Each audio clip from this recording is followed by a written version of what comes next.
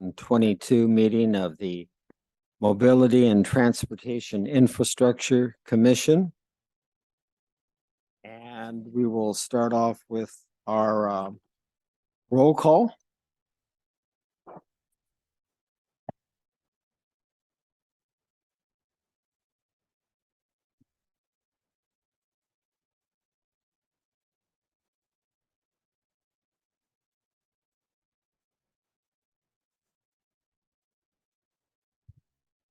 Chair Fisher, Here. Commissioner Abelson, Here. Commissioner Hughes, here, Commissioner Zavala, Here. and Commissioner Dunlap. Here. Councilmember John Primet Here. and staff. Thank you. And I would like to ask that Commissioner Diego Zavala lead us in our Pledge of Allegiance. Please stand.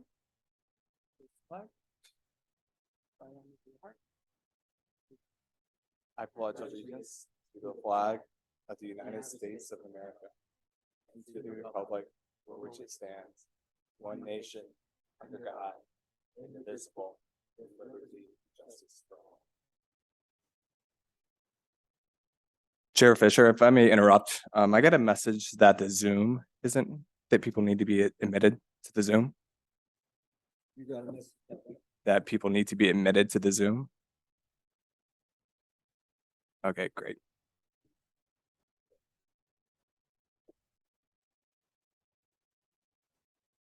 So the first item on the agenda is the public comment. Anyone from the public may comment on an item that's not on the agenda. And we limit your comments to 3 minutes. And anyone who would like to speak to something not on the agenda is welcome to speak now. And I assume you've given your filled out form to Liana. So please come up.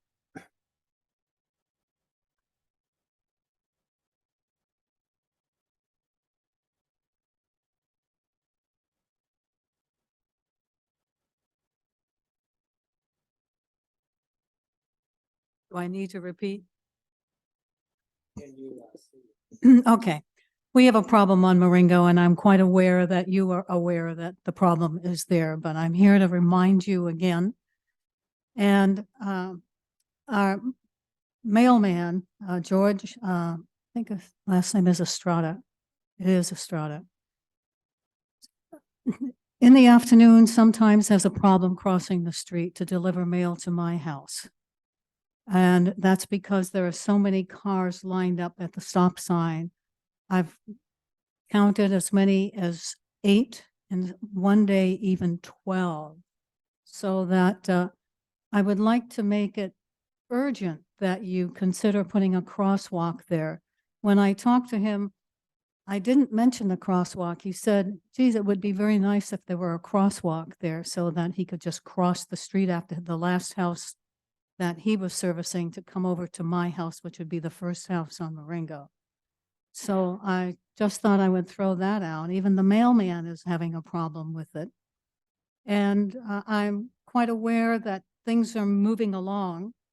And my fear is that the answer you're all waiting for the solution is to outsource.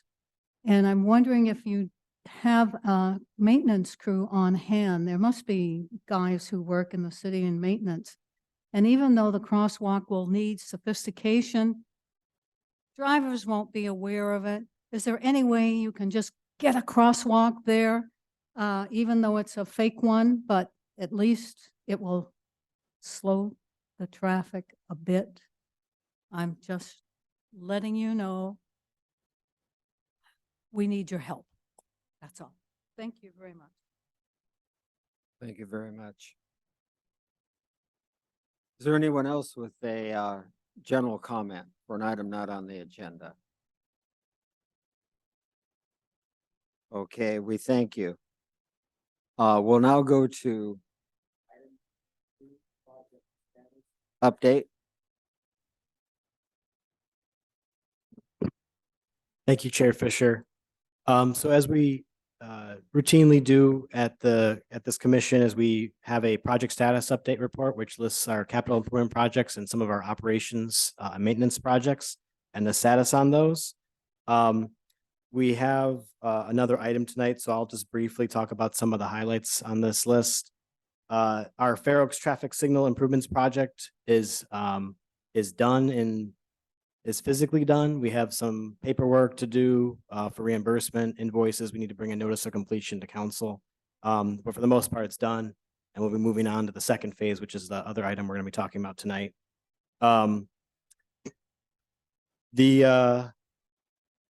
Another item I'd like to focus on, or not focus on, but just highlight, is the City of Pasadena stub relinquishment and transitional project development. We've been routinely meeting with the City of Pasadena, and this is one of our topics that we discuss every month. They had, as I had mentioned in our last meeting, they had undergone an evaluation with one of their consultants because they're going to be using their Measure R money, which I'll talk about in a moment, to fund projects in their city. And they've gone through the process of doing public outreach feedback. They've gone to their council and have prioritized a list and submitted to Metro. We're expecting to hear back on that item in early 2023.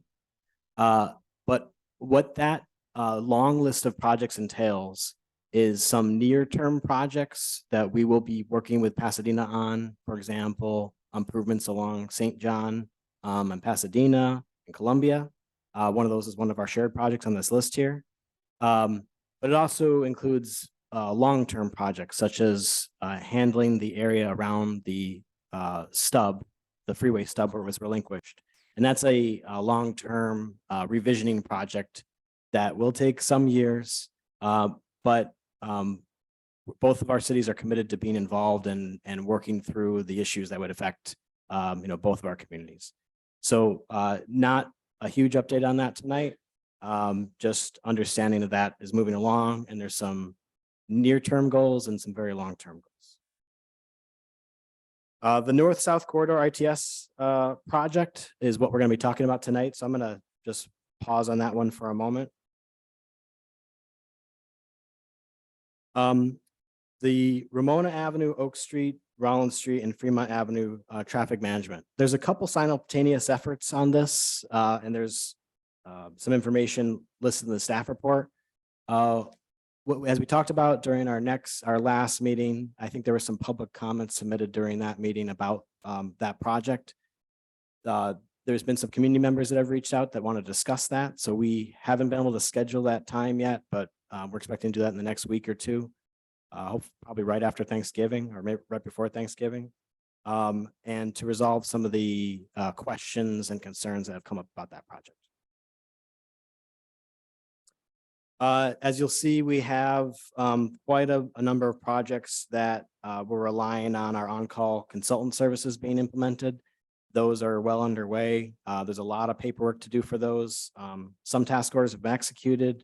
Some are still pending scope refinement. Some need, very detailed information like, if a consultant is going to be using a traffic count sub-consultant, we need to make sure that sub-consultant is listed in the master service agreement with their rates in addition to the task order. And those are two separate contracts that have to be, vetted, signed, and implemented. So there's a lot of moving parts to these, but they are underway. For example, the timing improvements, we have that master service agreement signed. Consultant has given us hours, rates, and we've developed a task order. So now we just have to get that task order signed and executed, and then we're underway on that particular project. But keep in mind that these on-call service agreements are in place for 3 years. So even though we have a lot of work to get into place as we get started with this process, once it's done for several years, and then we have this on-call bench of consultants that we can use. The Measure R projects list. So this will be part of our next item, and we had planned on discussing Measure R projects as part of our work plan. And you'll notice that we've shifted our work plan a little bit this last month or two. So what Measure R projects are they're, well, let me take one step back. As you all know, during the process of the 710 not coming to fruition, Metro had set aside sums of money, allocations for different cities, and the allocation for South Pasadena is about $80 million for various projects that could be implemented with a specific scope and eligibility. The project that we're going to be talking about later tonight is funded by a different fund than the Measure R money. It's funded by something called what we colloquially call the Rogan Fund. They're really federal highway administration funds, and they were allocated to the city probably about 20 years ago. So those funds were originally allocated to be dedicated to working on some sort of interchange at the 110 and Fair Oaks. At some point, it was called the loop ramp. We now, or the hook ramp. We refer to it more now as the loop ramp. But a couple years ago, those funds, these Rogan funds from about 20 years ago, were about to lapse. And so the city took action, and we'll talk about this a little bit later, to redirect that funding, that Federal Highway Administration funding, to another project. And that's the project we'll be talking about next, the North-South ITS deployment project, North-South Corridor ITS deployment project. Now, when the Measure R money came along, and I apologize for how confusing this is, but when the Measure R money came along, that money was then allocated, a sort of earmarked for that Fair Oaks Interchange 110 project. There was a whole bunch of other projects that were decided by council that could be used for that Measure R money. And that's part of our conversation a little bit later tonight as well. So the point I'm going to make here with the status report is the Measure R projects is a general term for a group of projects that for some time the city council has recommended that be reviewed for funding. And so there's not enough funding to go around for all those projects, is what I'll say. So part of our item tonight is talking about what components of that project, with that Measure R funding, will be better served under the Federal Highway Administration funds, which have a very narrow scope of what we can do with that money, where the Measure R funds have a much broader scope. They used to be very limited in terms of using for like highway replacement projects. But last year or earlier this year, I can't remember the timeline, Metro made a motion, I think it was called Motion 35, in which they opened up the spending for Measure R. You could through a justification process, you could apply that funding towards other types of projects like active transportation. And so one of the things we want to talk about tonight is this other pool of money, the Federal Highway Administration money, rather than spending,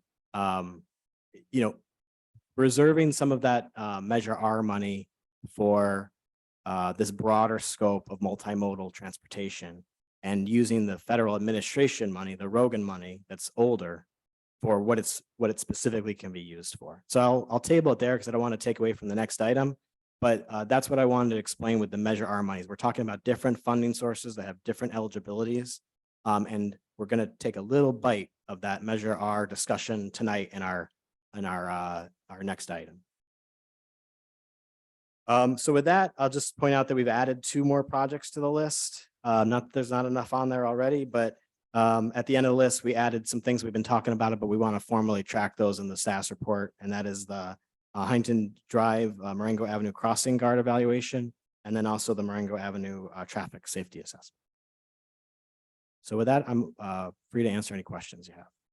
Okay, thank you for that summary, Director Gerber. At this point, we'll entertain any questions from the commissioners regarding the status report. I'll start with Commissioner Zavala. None at the time. Thank you.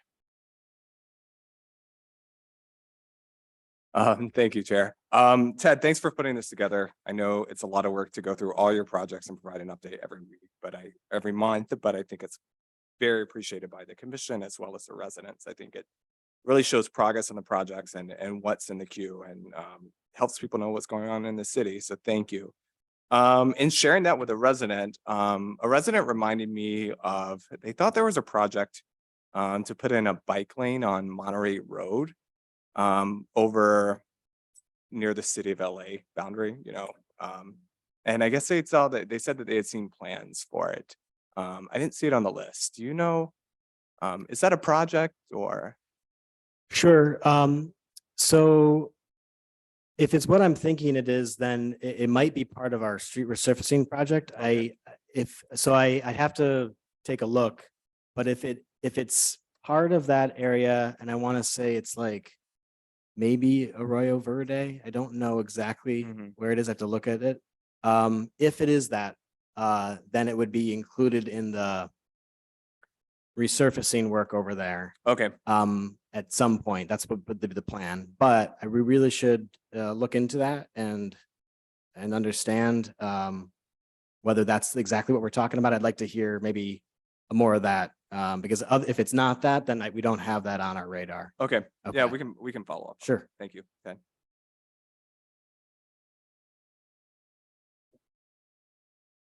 And Commissioner Abels. Thank you, Chair. Ted, you addressed, I just had two questions. You addressed one, but I just wanted to confirm it. So on the Ramona, Oak, Rollin, et cetera item, you're waiting to have this meeting with residents. And I was going to ask you when it was, and you said within the next, bottom line, with sometime this month, and is that the holdup for getting this moving? I wouldn't call the holdup is a step we wanted to take. So, excuse me, sorry. We were hoping to have that this week, but we just couldn't get the schedules lined up. Our plan on this item was to take a one piece of it is to install a loading zone in front of Fremont High School. And so our hope was to take advantage of the timing of the school district break and implement that before the school district came back.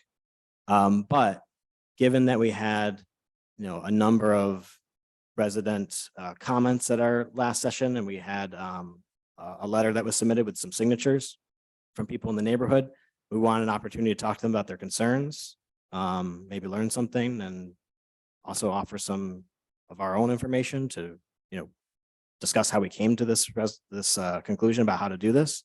So that we really didn't want to do that first. So that's why we're trying to get that done so that it doesn't affect the schedule of hopefully making those improvements before the end of the year. Okay, so your plan is over winter break to implement what you've described here. That's our hope. It shouldn't be a complicated thing to do. But again, given the comments on it, we want to make sure we have that discussion before we do it. Okay. Yeah. Well, and I don't know if we're having a December meeting, but if we do have one, you can update us at that time, I guess, as to what, if anything, might have changed. Absolutely. Yeah. Okay.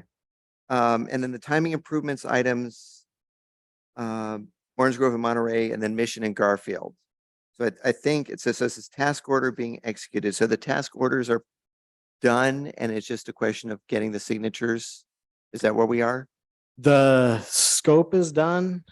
And the amount is done. The task order, if you really want the intricate answer, has like several components to it. It has to include a little table about which rates are being applied to I'm more which interested in tasks. just timing. I think we can have that task order executed probably within the week. We're really at the last step. It's just a matter of getting that final paperwork done. Okay. We had several task orders for that particular consultant. And so we wanted to try to get them all executed at the same time, but we might just move forward with that one just to get it done. That's great because Yeah. both are important, but I had a meeting and I'll talk about it, Commissioner comments, with residents of Orange Grove between Monterey and El Centro And some of their concerns may be addressed by getting these signal adjustments Mhm. made as well. So thank you for that. Of course. Thank you, Chair. Thank you, Commissioner Abelson. Commissioner Hughes. Thank you, Mr. Chair. Thanks, Ted, for this. Just a few questions. On the Mission Fremont, the rapid flashing beacons, we said fall 2022. Is that still looking before the end of the year, or are we thinking it will be into 2023? I'm confident we can release the bid package before the end of the year. That probably won't mean construction. We typically have a construction moratorium the last week and a half of the year. And, you know, to go through the bid process and then get that awarded, I think we're looking at installation early 2023, but I think we can have the bid package out and, vendors bidding on that before the end of the year.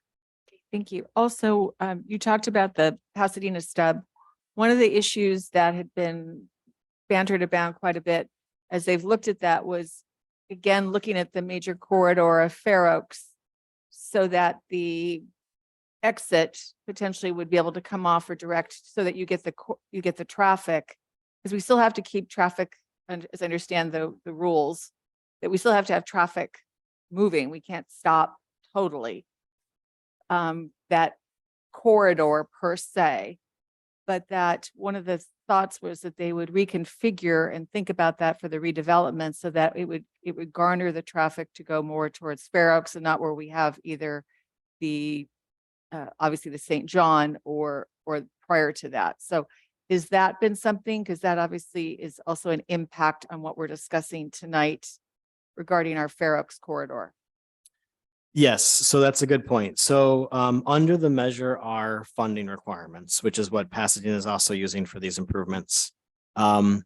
If you are going to make a lane reduction, you have to demonstrate it through basically a study and a model that shows that you won't, that you're not necessarily impacting, negatively impacting the traffic pattern. So in terms of how Pasadena does their short-term and their long-term projects, their short-term projects aren't necessarily removing lanes. They're making great improvements in terms of adding bike lanes, adding complete streets, but they wouldn't necessarily do a lane reduction in those types of projects.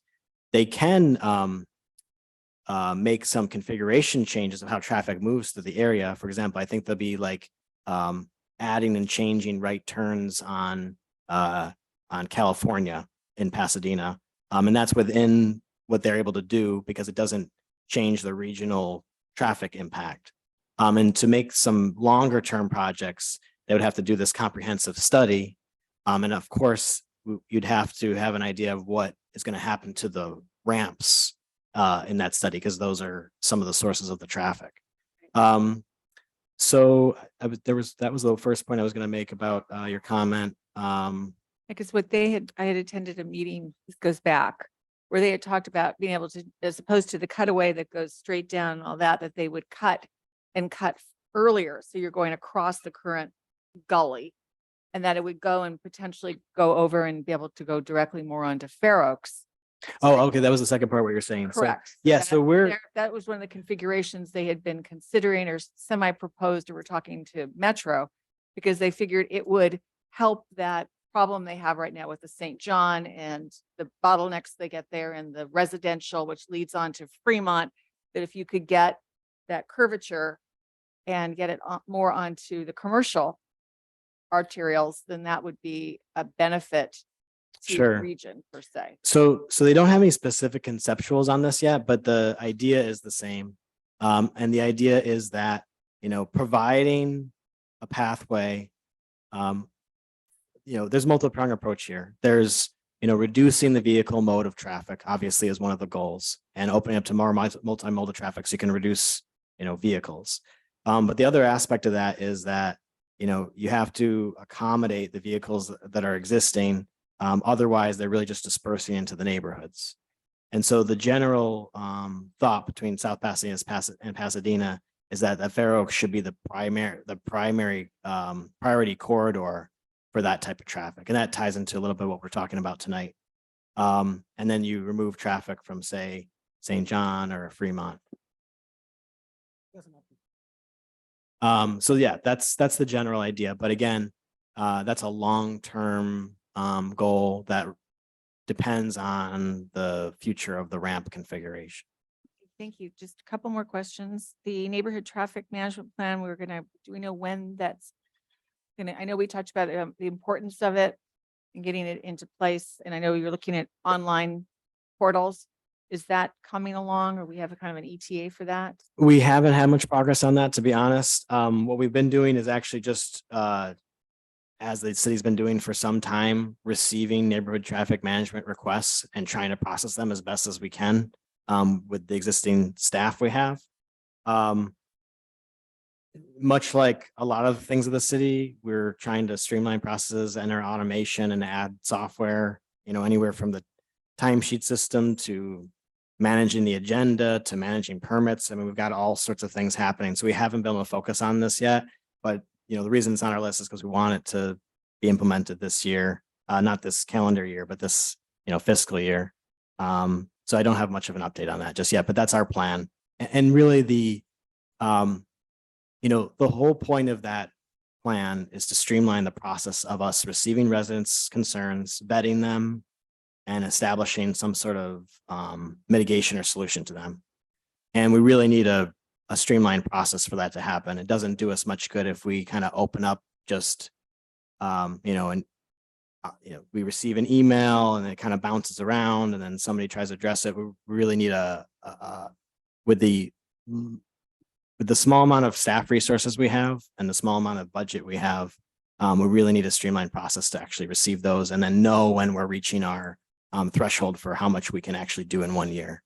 So that's an important thing to iron out. Just last two questions. One, have we gotten the official police report on the fatal accident?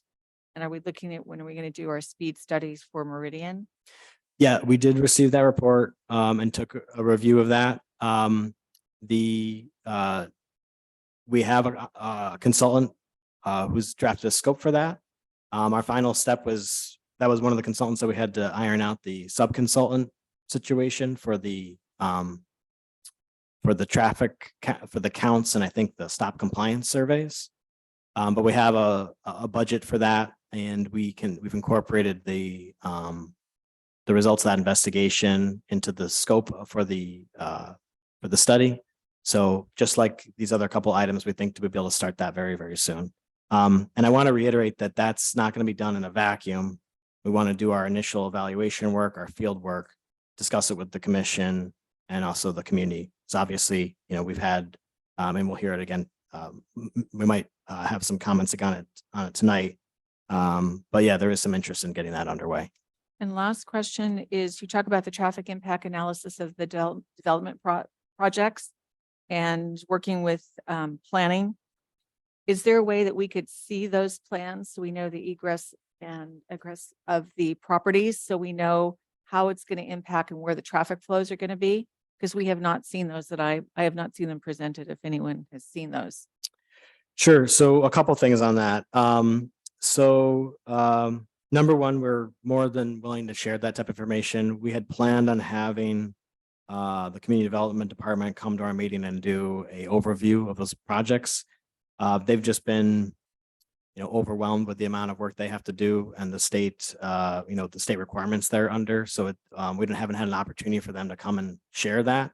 The other side of that is that we haven't agendized those for review because that's not really within this commission's purview. But as an information item, if you prefer, as public works staff, we can walk you through those as an informational item about these particular two projects or 2 or 3 projects and show you what they look like and what the planning commission determined. That's something we could definitely do. To that point, are they considering the traffic impacts of where the entrance exits are for residents, businesses, et cetera, with the plans? Because not only do we have those, but we also have the Caros and the other developments, so that we want to make sure where we're impacting at same time, same locations that we don't have currently. And so we can, if there's mitigation opportunities, that at least it's considered. I'm not sure if they're looking at it in that regard. Absolutely. They make those determinations in their evaluation about, we may even just direct them where ingress and ingress is not allowed. Like, for example, when for this particular project, it's not on Mission, it has to be on one of the one of the north-south streets. And yeah, when they do their evaluation, we give them, a list of all the other projects and all of their volumes so that they can implement that into or they can add that into their evaluation about the cumulative effect of the traffic pattern. Because it'd be nice just to have, again, a real good comprehensive understanding of kind of, so we can plot out how the traffic's going to be, where the parking's going to be, what opportunities and growth are going to be. Because we do know that over the years, when we looked at some projects, when there was the original development that was going to go on the school district property, there was issues about how it was going to impact Diamond and the situation we have already with Diamond.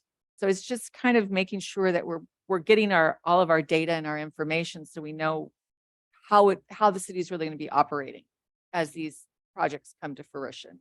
Sure. So yeah, we had that on our work plan. We could bring forward an informational update on the traffic impact analysis for 815 Fremont, which is I think it's called Arbor Square, the current Caro's site.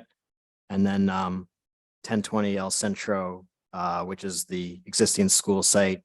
And I don't remember the name for that one, but And we then can do there's those. The children's store site, Oh, sure. Yeah, we can restaurant. also talk about, it's Yeah. much smaller. Right. And it's not really, it's an existing site that's already operating that basically just changed their use, but we can also talk about that one. Thank you. Thank you, Mr. Chair. Sure, thank you. And talking about what you're mentioning, I guess the shoe is dropped with the Carroll's side, and that I understand Carroll's is closed. So, Oh, I didn't realize it was closed. I Yeah. think maybe just a couple months ago, I saw people there, so I'm not sure when that happened, but well, it's closed now. I had just one question regarding the stub in the city of Pasadena. As of right now, is there a determination whether the off-ramp to California Boulevard is part of the plan or is not part of the plan, or is that to be determined? it's to be determined. Pasadena, in the process of seeking relinquishment from the state, they needed to go through an evaluation of what the configuration could look like. So they weighed a number of options and then presented a subset of those options to their council. But those didn't largely take into effect the traffic impacts outside of the ramps themselves. It was largely a highway safety analysis exercise, just to confirm that potential removal of the ramps wouldn't affect the safety and operation of the 210 and the 134, some combination of that. And so as far as Pasadena's work to evaluate how that would look, it is yet to, I'm sure they've talked about it and considered it, but there isn't anything that's been evaluated formally. Basically because they still haven't even authorized the funding for it. What they've recently done is, I think Pasadena has, out of that Measure R bucket, I think they have 240 million. And so they had, obviously a much larger city than us and a larger pot to pull from. But as I had mentioned, they have a whole list of projects. Probably the list of projects, the budget for all of them would exceed what they have available. And one of the major projects on that list was this revisioning to the tune of over $150 million. And so that, I don't think that's been Metro Board approved yet. And so in order for them to start to move forward with that, they need to take that step. And I think it's planned for early 2023.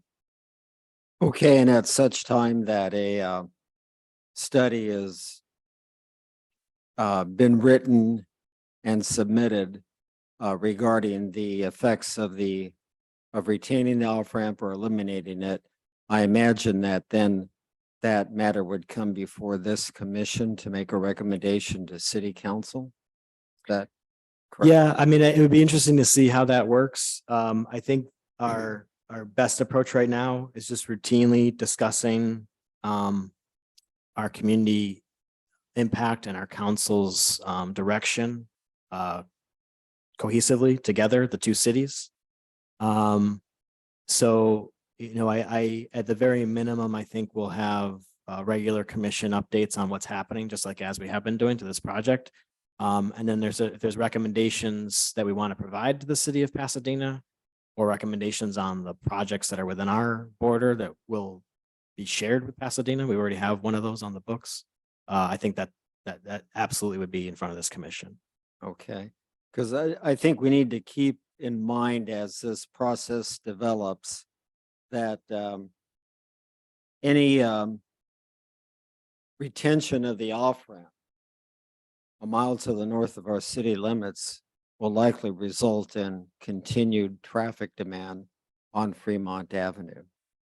Just like in the 1970s when the freeway was built and then stubbed at California, that resulted in a lot of demand on Fremont Avenue that didn't exist before, and a retention of that would continue that. So I think we have to look at alternatives that would not continue the off-ramp to California Boulevard, or some alternative that would turn it right and left. So we'd be interested in following up on that as reports develop. I too would like to reiterate the appreciation of the commission for the summary that you prepare each month for these 30 projects. There are these 30 projects, plus there are several ongoing programs that your department is conducting. And you have a lot on your plate, and having these 30 listed each month with the update helps us track things and ensures that items don't get lost in the shuffle.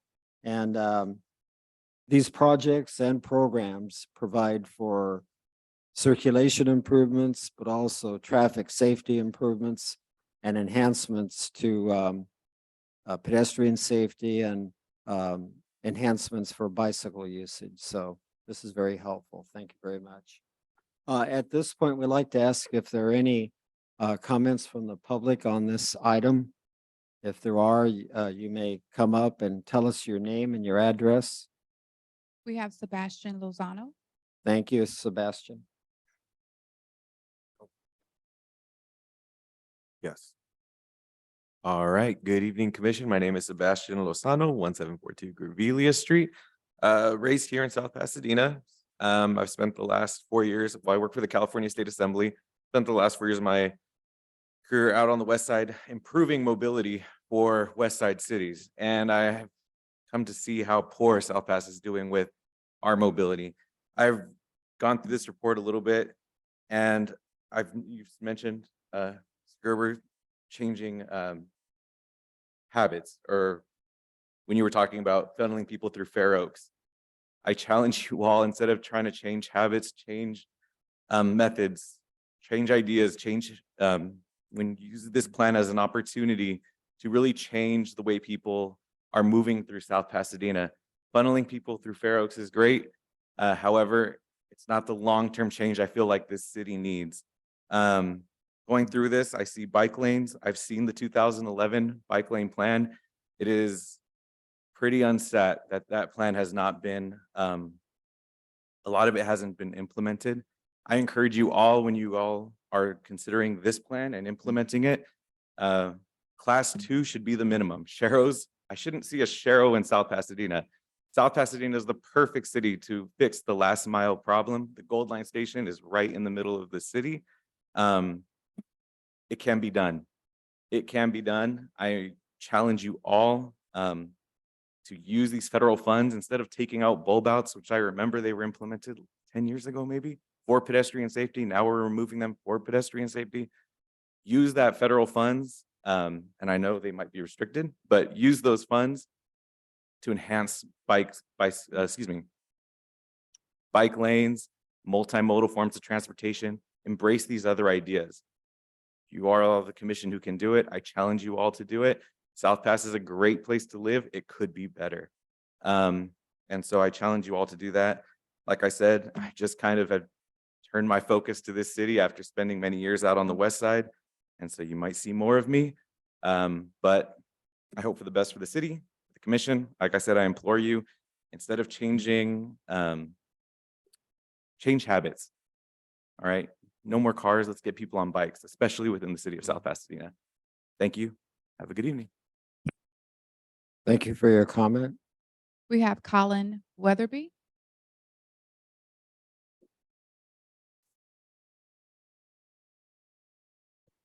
Hello, everyone.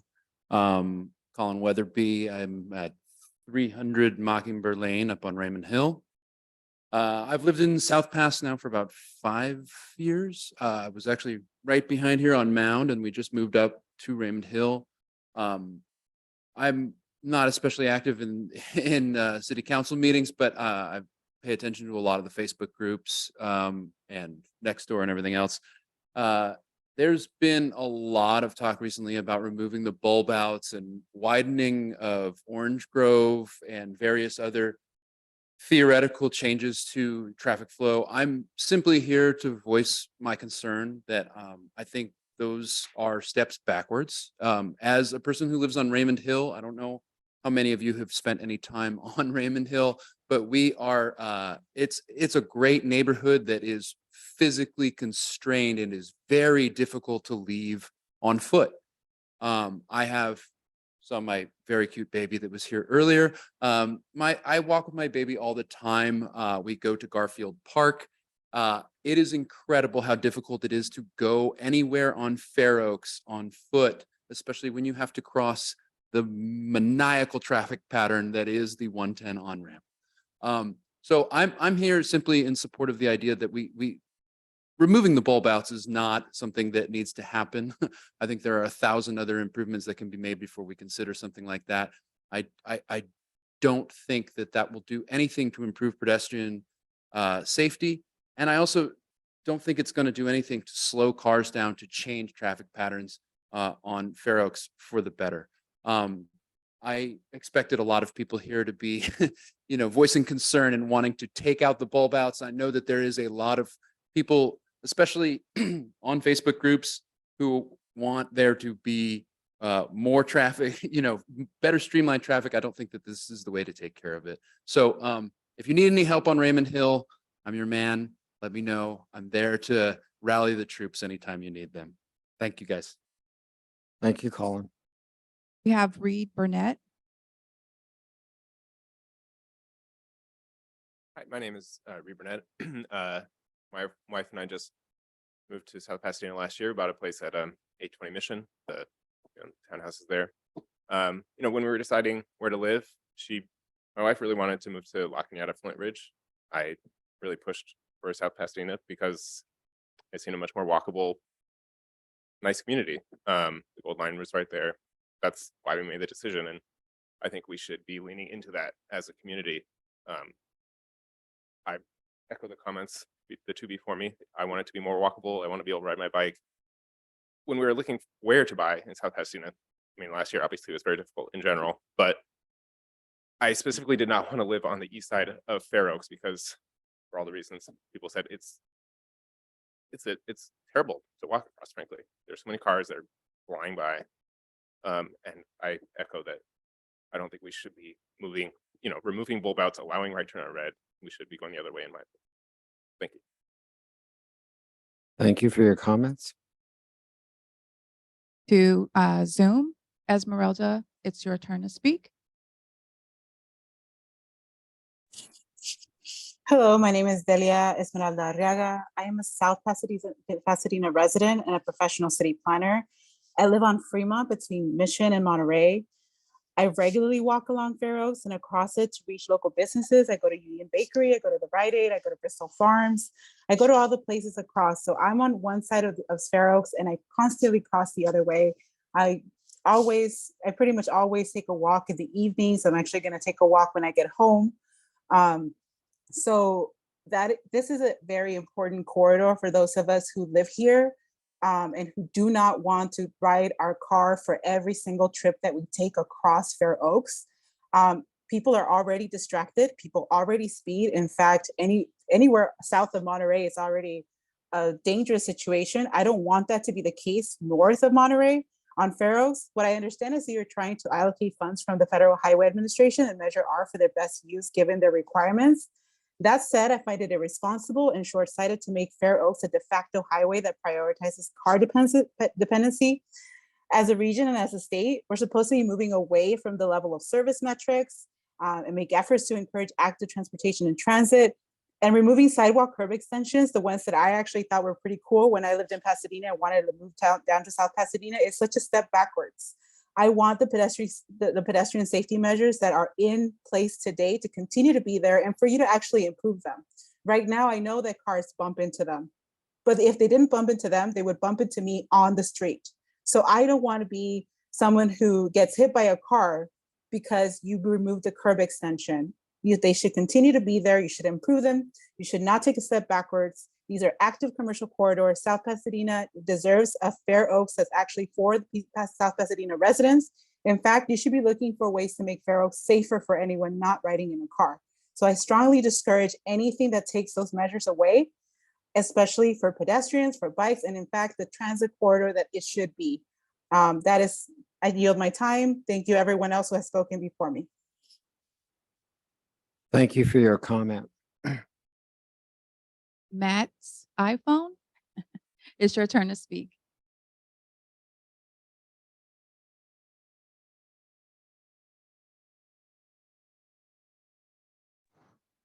Matt, Hello. Hi.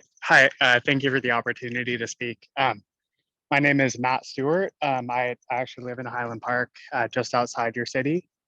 But I ride the Gold Line to downtown and walk to the shops quite often. And I also ride my bike through the city. And I really do enjoy my time in South Pasadena. And I just want to encourage you to try to think of measures that will improve pedestrian safety and not reduce automobile delay. So I strongly disagree with the removal of bulb outs and the expansion of lanes on Orange Grove.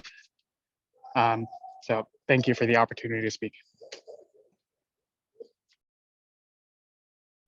Thank you. I'm not aware of any expansion of lanes on Orange Grove other than the continuation of the lane to the freeway. But in any event, we'll go to the next speaker. That's all. Thank you very much.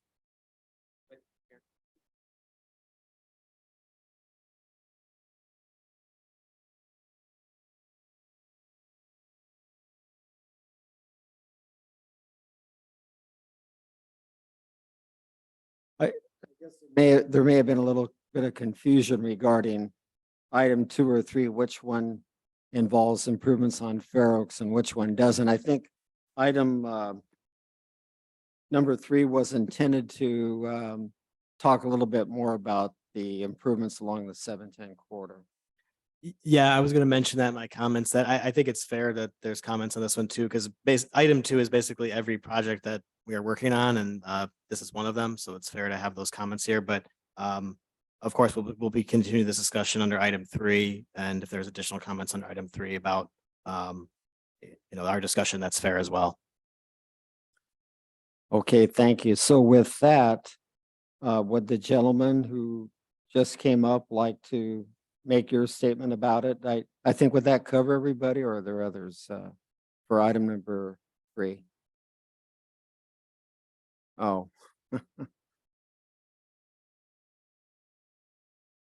Yes, Ted. So just procedurally, of course, we can take those items for comment, item 3, but again, as you've seen, that will happen after we present this report, after our presentation. And so that's when we would take public comment on that, just for, the audience's information. Okay. So we'll take those 3 comments after your presentation then. Is that- Yeah, I think that would probably be best. Thank you. Unless there are any other questions from the commission members, I'm going to close this item. Again, it's an informational report on the status of all the projects that are in the pipeline in the city. So thank you for that update. We'll go now to item number 3, which is the North-South Corridor ROGID funded projects along the Fair Oaks Avenue corridor. Thank you, Chair Fisher. So, I'd like to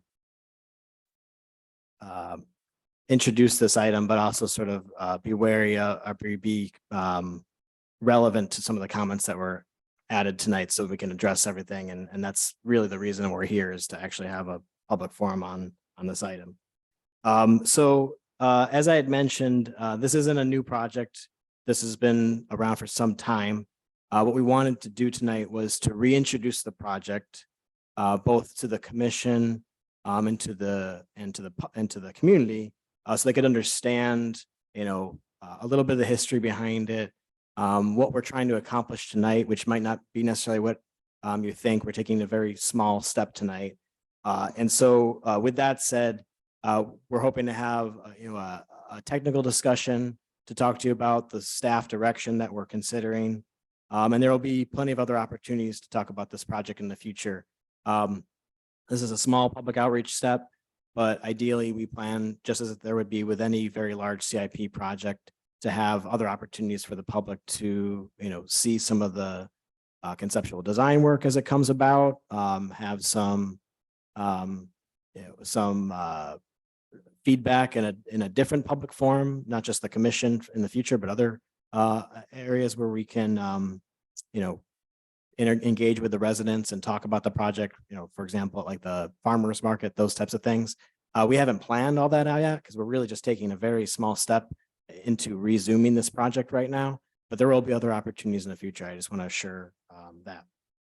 And so as far as the background of this project, as I'd mentioned in the previous item, this Rogan funds, about $9 million of funding was established federally early 2000 era. And it was for that most of that time since then, it's been directed towards an interchange project. The money was going to lapse. And so the city several years ago in 2020 had to act quickly.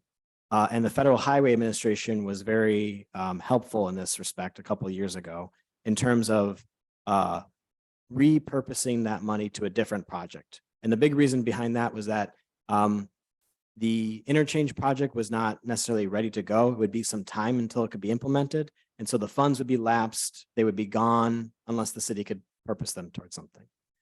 And so what Federal Highway Administration agreed to do was that this money could be spent towards intelligent transportation systems, which doesn't just include vehicles. It includes basically advanced hardware and software that can be used for all modes of traffic, vehicles, bicycles, transit, buses, and even pedestrians themselves. And that is incorporated into this project. And we'll talk a little bit more about that. So one of the major areas that we can spend is ITS technology. And it also included making adjustments, also a pedestrian focused item for ADA compliance. So making modifications along the Fair Oaks corridor to walking surfaces and curb ramps and other ADA compliant issues, crosswalks and things like that. And then there was a third component also listed in the federal funding, which we'll get into, which was changeable message signs, signs that would be deployed permanently at some place in the city that would give you information about traffic in the city. And so let me take one more step back, a little bit of background as to why now we're talking about this now. We've been in quite the transition as a public works department over the last 8 months to a year. As this project had already been allocated by Federal Highway in 2020, and actually a contract with a consultant to execute the scope, the design scope had already been executed last year, 2021, and approved by the city council. But the city didn't have the resources to actually implement this project. We were still working on the project that preceded this one, which was to install a fiber optic cable along Fair Oaks and then upgrade some of the hardware that this new system would be based on.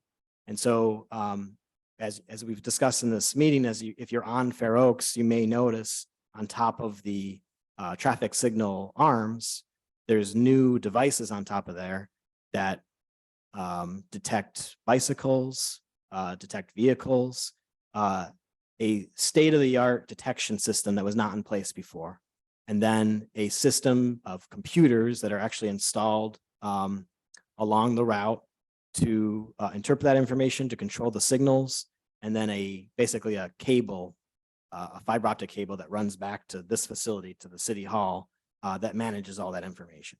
And so that's what the first phase of this project was, and that's what we've just completed. And so we weren't able to start the second phase, which is this next project we're talking about right now, until number one, we had resources in place, which we're actually still working on. And then number two, we were confident that first project would be a success.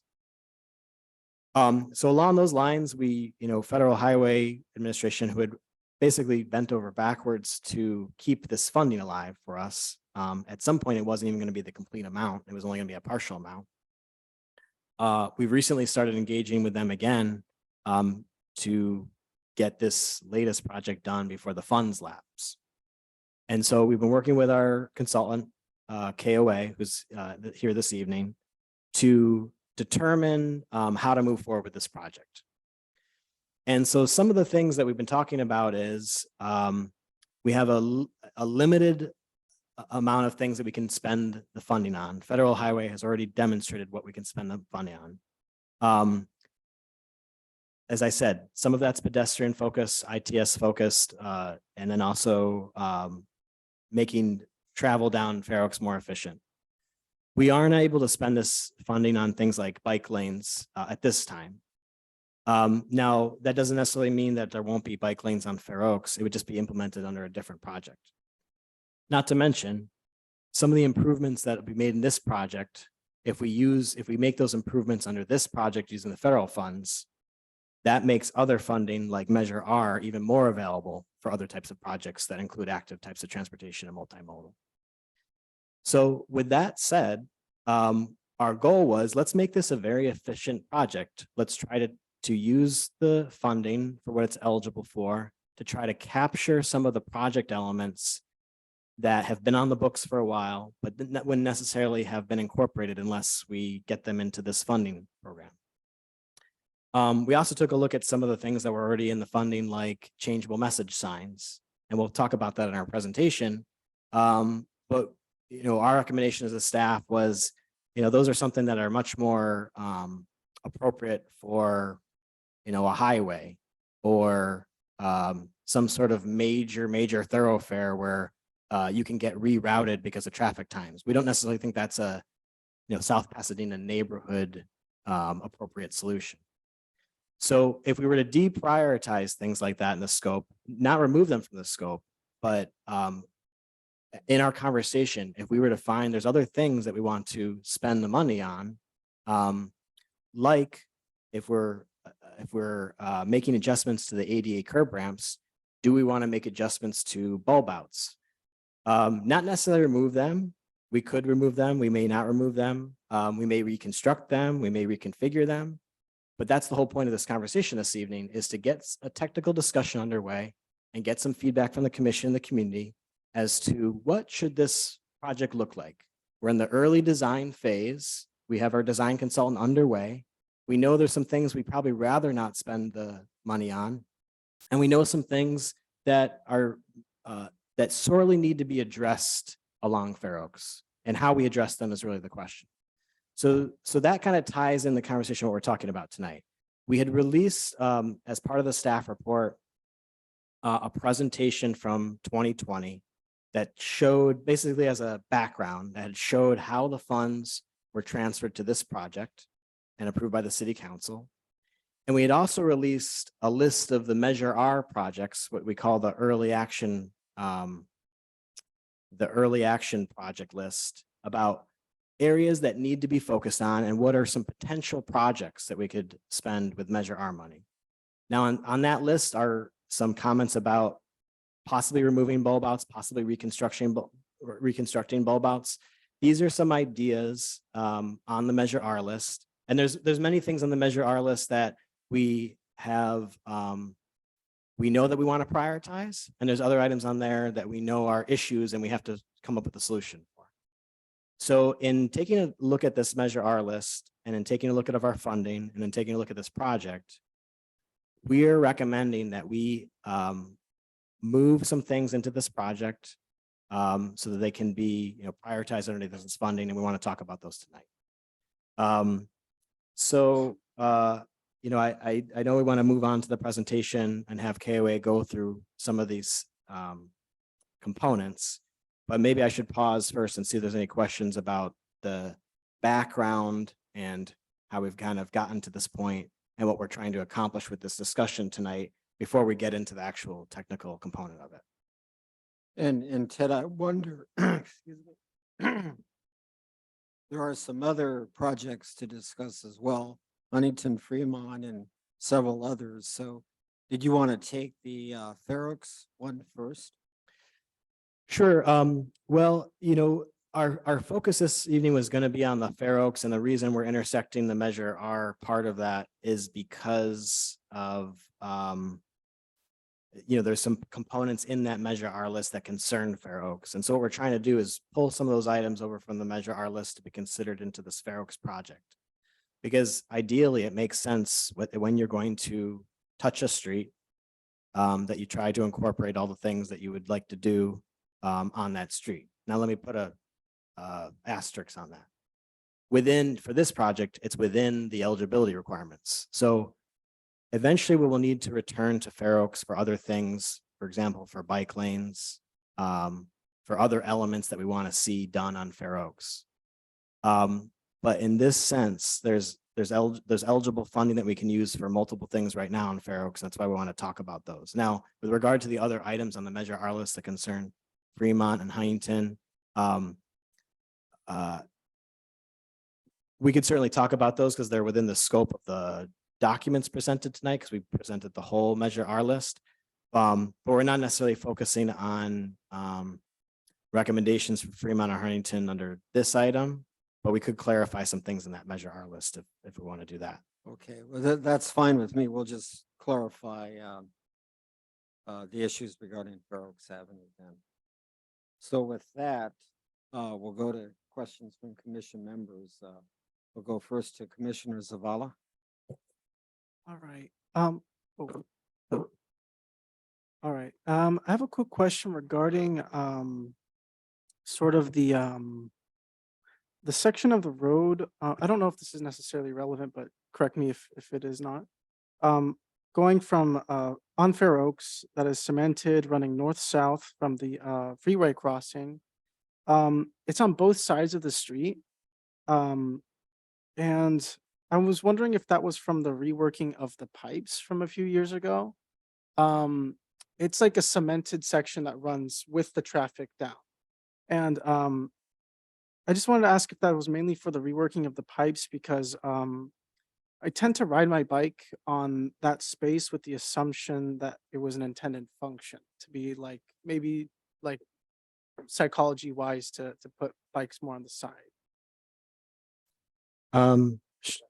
Yeah, I was gonna say, I think it's supposed to be a valley gutter, basically. And so it's an interesting configuration. I think it might be that. There is circumstances. So like if you look at Fair Oaks, you'll see that there's a two-way turn lane that's like a brick definition.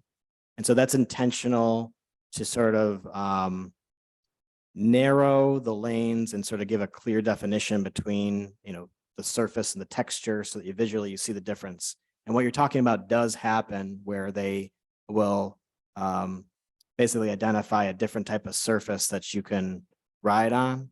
I don't know that was necessarily the intent there, but I think largely it's a valley gutter to direct stormwater runoff. Thank you. Thank you, Commissioner Dunlap. No questions at this time. I'll hold mine until after the presentation.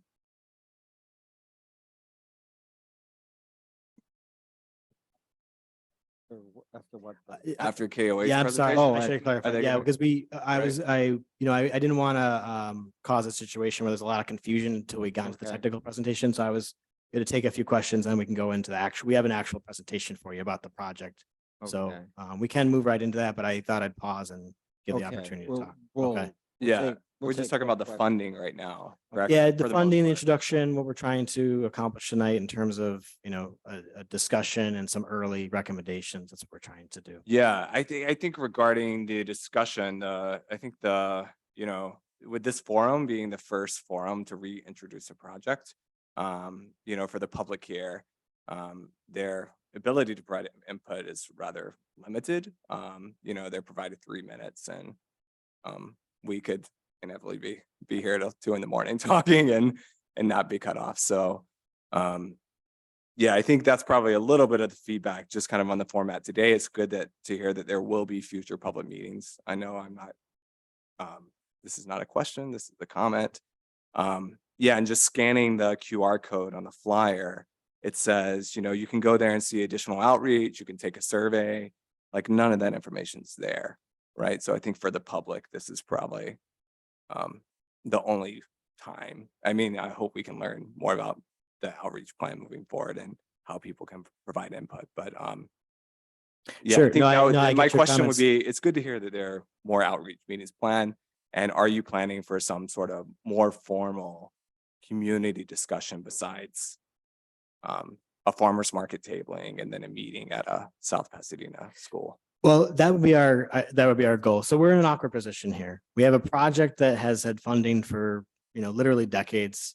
We have a project that was defined and already a contractor put in place. But, even when we had the budget discussion with council about this project, and that was even a very smaller discussion about, numbers on a page. Mm-hmm. There was a lot of confusion as to like, what is this project? How is it being funded? So, this isn't the ideal introduction of a project. Right. What we're trying to do here is say, okay, let's dust this off. Let's talk about this, get this open and so you're engaged and you understand what's going on. There's a lot of people in the community who've known about this for a long time, but obviously, as you heard some of the public comments today, I think there's a little bit of confusion about what we're trying to do, but also there's also, a sort of a surprise, like Mhm. surprise, here's this project. And so there are really only way to address that is to agendize it in the commission, talk about it, Mhm. so that we kind of get through this initial, mud of what's going on here. And then we can get right back on track in terms of getting into Yeah. early design work, doing those public outreach steps. To your comment about the, the QR code, the idea there, and I don't, maybe perhaps it's not worded correctly, is that, this is where the information will be as we have it. This is the first conversation and we want, people to know about it. And then eventually there'll be more information about this project. But again, the challenge in that is we don't have any information. We haven't done anything yet. Yeah, I think that So, answers my question. I yeah. think that's probably helpful for the general public. Sure, Thank sure, you. of course. Okay, Commissioner Abelson. Thank you, Chair. Well, I have a slew of comments, but I'm going to wait till we get to that point of the discussion.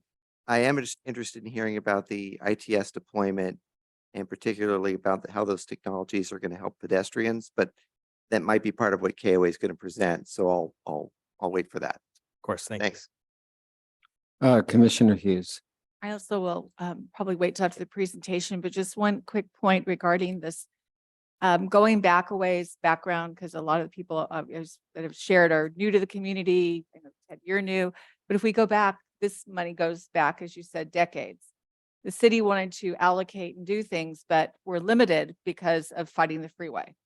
So there was the surface freeway, then it was going to the tunnel freeway, and then it was the collaborative efforts between South Pasadena with neighboring cities that finally brought the power of the cities, the community, and the region together to cease that. And a lot of what was desired, what the city wanted to do, as we look at ourselves being in the middle of thoroughfares, if you will, from our north to our south and our partner cities, that a lot of what was envisioned was put on hold because of the uncertainty. So that's why we were going to lose funds. We would and wouldn't be able to do anything, but didn't want to spend money fruitlessly on things that we didn't know what was going to be taking place in our community, freeway, no freeway, tunnel, no tunnel. So just as clarification, that's why things did not happen as they were intended and why we almost lost the funds in totality. So there was great steps taken to retain the funds and so the city would not lose out. And that was coupled with the same time that funds were coming from Measure R, and then of course, when Measure M got passed. But all those things were wrapped together, which kind of put the limitations and how funds could be used, how they could be allocated. But I really commend your efforts and the city council to step up so that we did not lose the funds. And we have this allocation of funding to be able to do improvements. Yeah, thank you. Those are great comments because I didn't spend a lot of time talking about necessarily how we got here, just what had happened in a sense to sort of explain why there's so many moving parts and so many different aspects. That is a very good point. You know, there's a lot of reasons things happened the way they did, and they were all there's all productive things that were happening alongside those in terms of further funding getting allocated, and then the freeway initiative being ending basically. But you know, as it stands, we have this funding now. We have a limited amount of time to do something with it. I don't mean months. I mean, we have a couple of years to figure this out, but we have to get started. And so that's where we are. So thank you for those comments. Thank you. Thank you, Mr. Chair. Chair Fisher. Thank you, and I'll just make one short comment. I think the concept of improving traffic flow on Fair Oaks is one that we need to keep in mind. We have Fair Oaks Avenue, and then not too far away from that, a parallel route, Fremont Avenue. Fremont Avenue has a lot of residential development along it, and it often operates near capacity and near the northern segment of it. I think we find that vehicles drive a little too fast and go out of control more often than we'd like to see, and a lot of that is through traffic destined for the beginning of the 710 freeway. So with that consideration in mind, it was determined that Fair Oaks Avenue should be the route of choice for through traffic. And there needs to be improvements to improve traffic flow, not impediments to improve traffic flow. The other thing is that it is possible to support the concept of bulb outs for pedestrians for wider sidewalks, while at the same time making the determination that the existing bulb outs on Fair Oaks Avenue are not the best design. With that, with the presentation. Chair Fisher, I have a real quick question for Yes. Director Gerber. Yes. My understanding and what I've picked up over the years is that the bulb outs were added to the project way back when without almost any community input or community feedback. And so what my understanding is that this is an attempt to really, not to say we should remove them or we should keep them, but we should have that community discussion that was missing so many years ago. Is that correct? Yeah, that's absolutely correct. So, you know, I've done a little bit of research on this. It's hard to, you know, especially with the lack of time to just to fully understand it.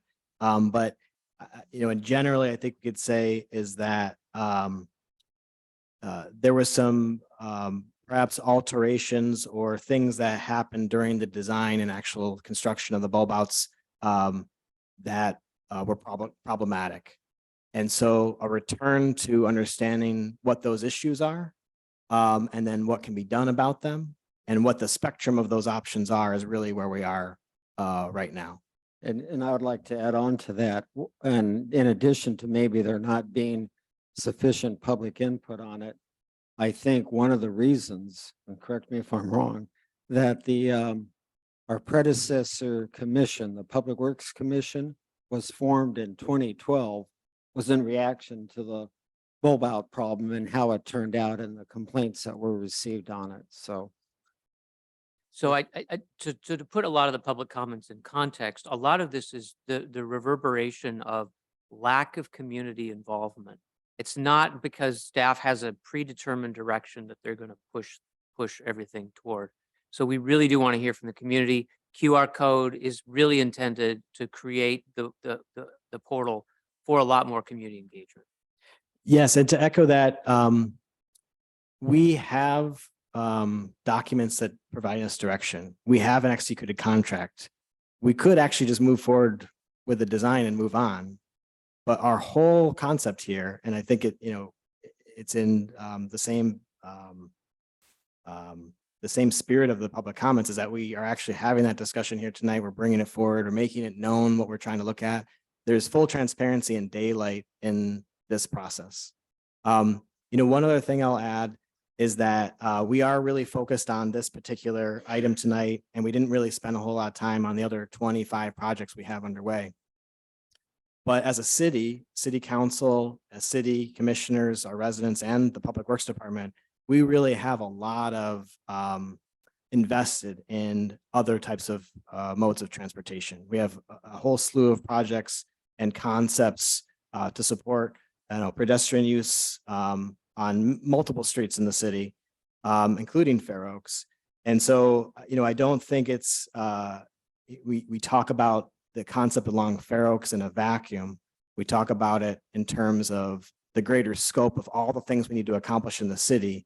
And this is one little piece talking about bulb outs and, along Fair Oaks and the different types of transportation along Fair Oaks, vehicles included. And so I really want to put that into perspective in terms of all the things we're trying to accomplish as a city, all the things that get mixed into that soup. And tonight we just have to take one little piece because that's how things get done. So thank you very much. Excuse me, Chair Fisher. Yes, Commissioner Zavala. I wanted to ask for a quick moment if this will be the only opportunity for us to on the commission to comment on the bulb outs. Well, let me ask this. It was my intention as chair of the commission to ensure that as this project moves forward and develops, that we will then see not just written descriptions of what to do, but maybe a plan that shows how those items would fit into the overall configuration of the street. Absolutely. And that would come back to the commission. Yeah, at particular milestones, we'll want recommendations and feedback, not just at this commission, but also, as we develop designs with the community, to hear back, that informs our decision-making process. So to answer Commissioner Zavala's comment, our plan right now is to give you a technical presentation. You're welcome to ask questions. We'll have more discussion. We'll open it up to public comment. And that'll be the item. Is that? Yeah, because yeah, Yeah, exactly. Tonight you'll have, you have opportunity to talk about this. Yeah. Okay, so after the press, gotcha. Thank you. Terrific. Thank you. So yes, without further ado, I want to introduce Walter Kitsu from KOA, who is one of the members of our consultant team, and we have a presentation. Okay. Hello, members of the commission. I'm Walter Okitsu with KOA Corporation. I'm based in Monterey Park, but I'm a longtime resident of South Pasadena. Can we bring up that page?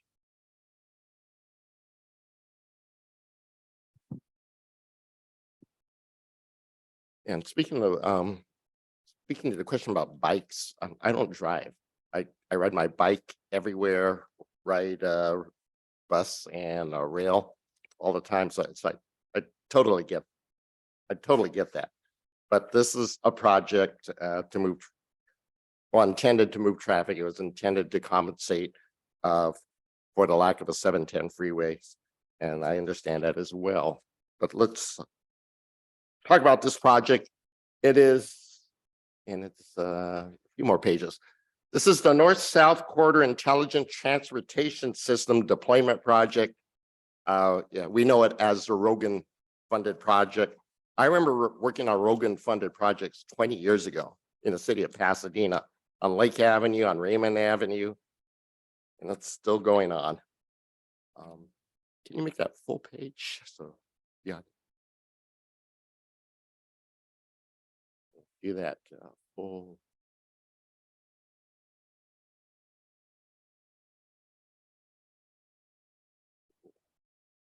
I think it's in the 3 dots by the printer.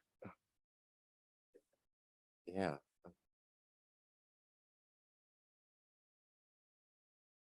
You can turn off that window on the side.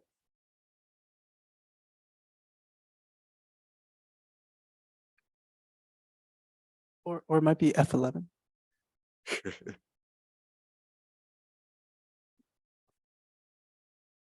Okay, and well, okay, that's good enough. All right, we'll go to the next slide. First of all, I want to talk about as project background to the slide number 2. Talk about the project that was just completed. And this is the Metro funded the Fair Oaks Avenue Traffic Signal Improvement Project. My firm KOA Corporation also worked on the design of that. And that's just been completed. It's mostly on Fair Oaks Avenue, mostly things that you can't see, but it's out there. Probably the biggest change is in all of the traffic signal cabinets. The signal controllers have been changed out to more advanced controllers so that it works with an adaptive traffic control system. And that's connected through fiber optic cable that runs into City Hall, so that, and it goes to a server there.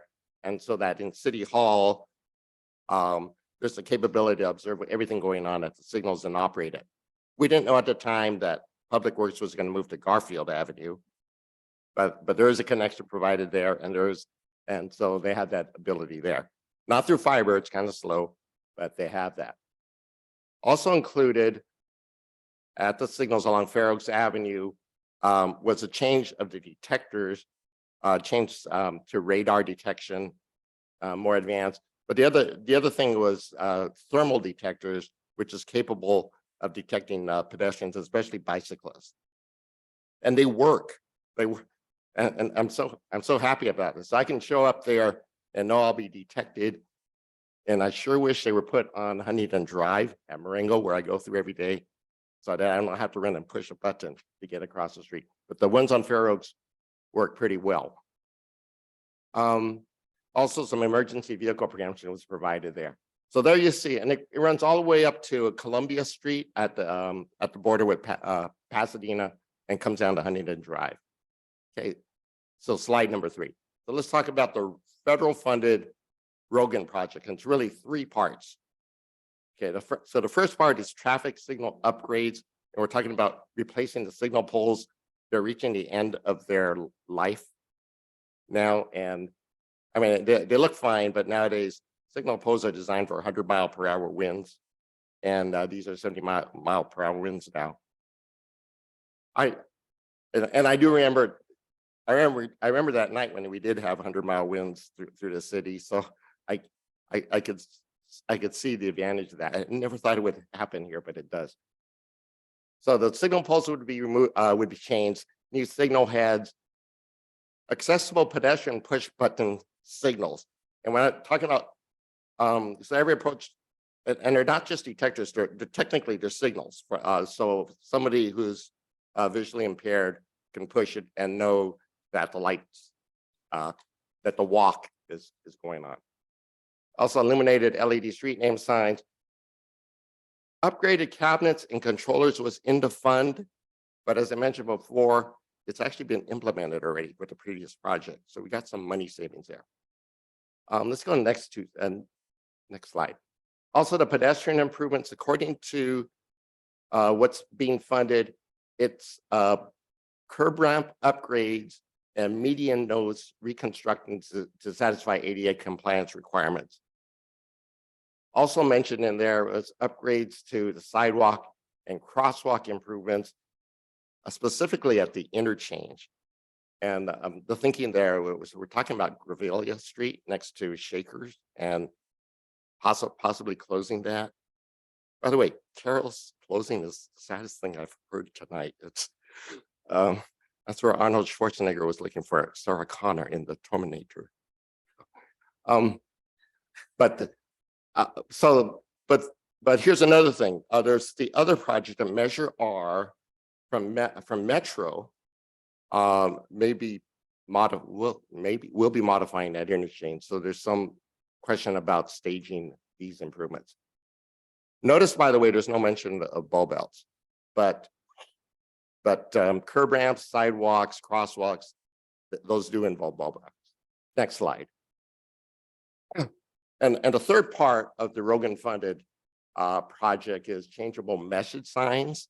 And the thinking was something similar to the sign shown here. Also, there's some on Arroyo Parkway in Pasadena, something similar to that.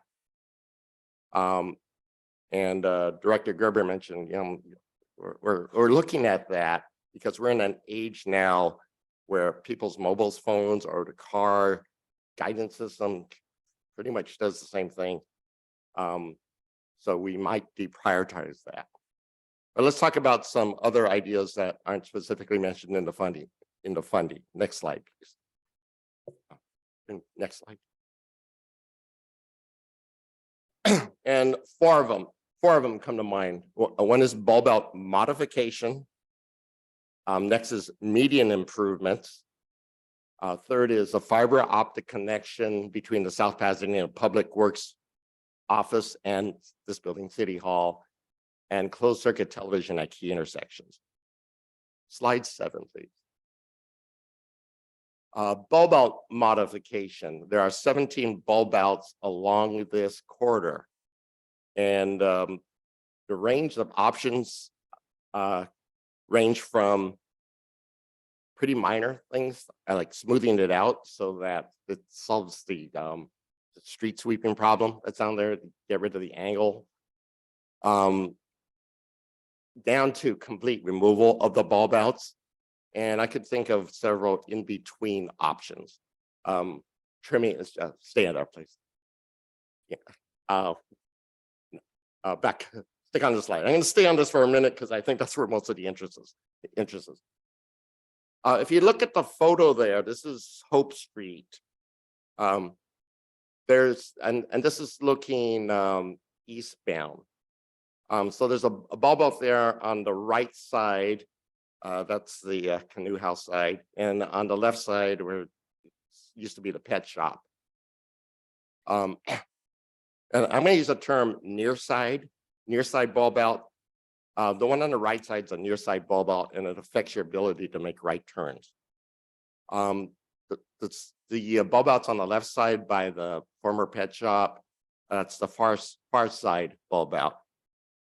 And really, just kind of as a compromise idea, there isn't much reason to remove the far side bulb out. It doesn't really affect capacity. And in fact, on Fair Oaks Avenue, there are Metro bus stops built on there with some significant bus stop structures on them. Also, in some places there's landscaping built on the far side bulb out. And so one thought is, well, we can go halfway and keep the far side bulb outs, and at least you don't reduce, or you still have you do have that much reduction in the crosswalk walking length for pedestrians. The near side bulb outs, and let's look from the point of view of a side street here. This is Hope Street here.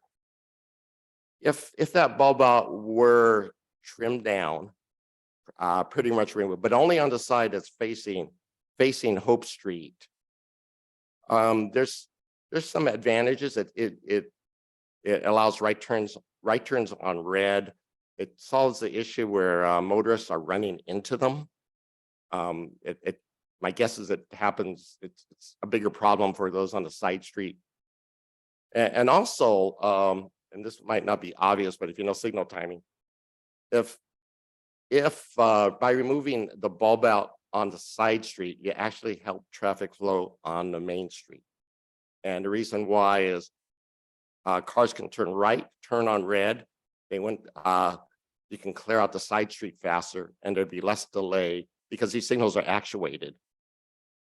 more time can be provided to the main street. And so you actually help the main street flow. And in fact, removing the side street bulb out would actually, on the near side, would actually help more than removing the bulb outs on Fair Oaks Avenue on the near side because of that. I've actually had the owners of canoe house tell me that their delivery trucks have problems because they can't maneuver that to deliver like large trucks because of the narrowness right there with that bulb out on Hope. Okay. So I raised that as a possibility. And so that's what that middle bullet was, trimming the approaches to allow a right turn on red movements.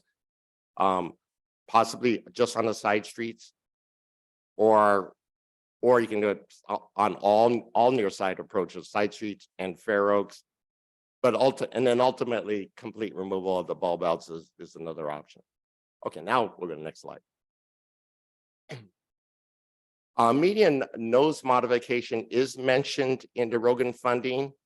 And one thought is one of the things, and when I talk about that nose, I talk about the narrow part where it goes down to 6 feet at the intersections, and it's causing a offset for left turners. And so somebody making a left turn from one is, if there's two cars, if there's a car each side making a left turn, each car is blocking the view of the other of oncoming traffic. And these are permissive left turns. They call them permissive, meaning there's no left turn signal. And in fact, some of these intersections are unsignalized. So the thought is possibly trimming off that nose entirely as an option. And just and as a result, we can align the left turns better. So that's one idea there. Next slide. Fiber optic connection, as I mentioned, when we designed the original project, we thought the control center would be in City Hall, but it's actually on Garfield Avenue with a slow connection and providing a fiber optic line connecting City Hall to the Public Works building on Garfield Avenue. The routing shown here is just one possible alignment, and it would be selected based on what's feasible and most economical. And next slide. And then another idea was to provide closed circuit television cameras. They would be mounted on the poles with full pan, tilt, zoom capabilities. There are cameras there now that were installed, but they're fixed. And they're intended to be detectors rather than to observe traffic operations. So the proposal here is to put in cameras purely for traffic management purposes. There would be no video recording being planned as part of this project. And then next slide. And then regarding outreach, our scope of work, we only list 2 because those are the only 2 specifically mentioned in our scope of work, but we could do more. But the 2 mentioned were one at the farmer's market and the other at a school campus. Ideally, in my mind, it would be the middle school because it'd be right on Fair Oaks Avenue. But that requires, that's pending coordination with the school district on that. But there could be more than shown here. So that concludes my presentation. Okay, thank you very much. What I'd like to do is go back to the commissioners, and I'm anticipating some of us may have a lot of questions or comments. So what I'd like to do is have a time limit of 5 minutes for each commissioner. And then if there are more questions, we can come back again and make our other comments. So again, I'll start with Commissioner Zavala. Wonderful. Thank you very much. All right. So when I saw that this item was on the agenda, I felt the need to sort of gather some sort of information to sort of help kind of guide my my perspective. I feel like I lack experience with a lot of these things, but I love learning. So I also love hearing people who use facilities, use the infrastructure. So I did a few things. I actually started off by making a quick poll on my Instagram, nothing crazy, maybe like 30 people or so that I was able to sort of get their opinions on. And from there, I also sort of like waited and, went on a walk. I started to talk to people who are on the street. Now, I understand that that as a disclaimer, the information that I have been gathering because probably isn't wholly indicative of the whole population of South Pasadena, as obviously if I'm talking to pedestrians, I'm talking to people who are walking, not driving, and I look at the driver's perspectives. But anyway, I felt like with the data I sort of gathered, um, it seems like most people who support them also feel like there's a need to improve them. Um, and that it kind of was like a 60-30 sort of split. Um, and then from beyond that,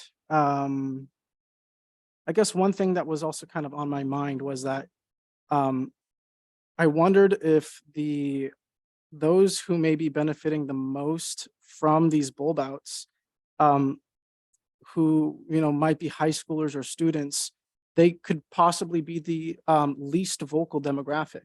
Obviously, there's a lot of people who are on the internet who might be talking and supporting bulb outs or not supporting bulb outs, but it seems to me that really the usage of this infrastructure is highly dependent on age demographic because obviously, with the car culture that we have, children or high schoolers as well, they're highly dependent on cars in order to get to and from school.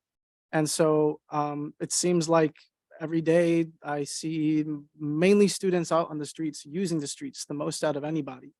And I think that it would be very important to support that youth outreach program for sure, just to also gather some more sort of I guess support conversational information, picking the brains of the young people to see what they think about the infrastructure. But I think my concerns were mostly addressed within the presentation. Thank you very much for that presentation. It was very, very helpful.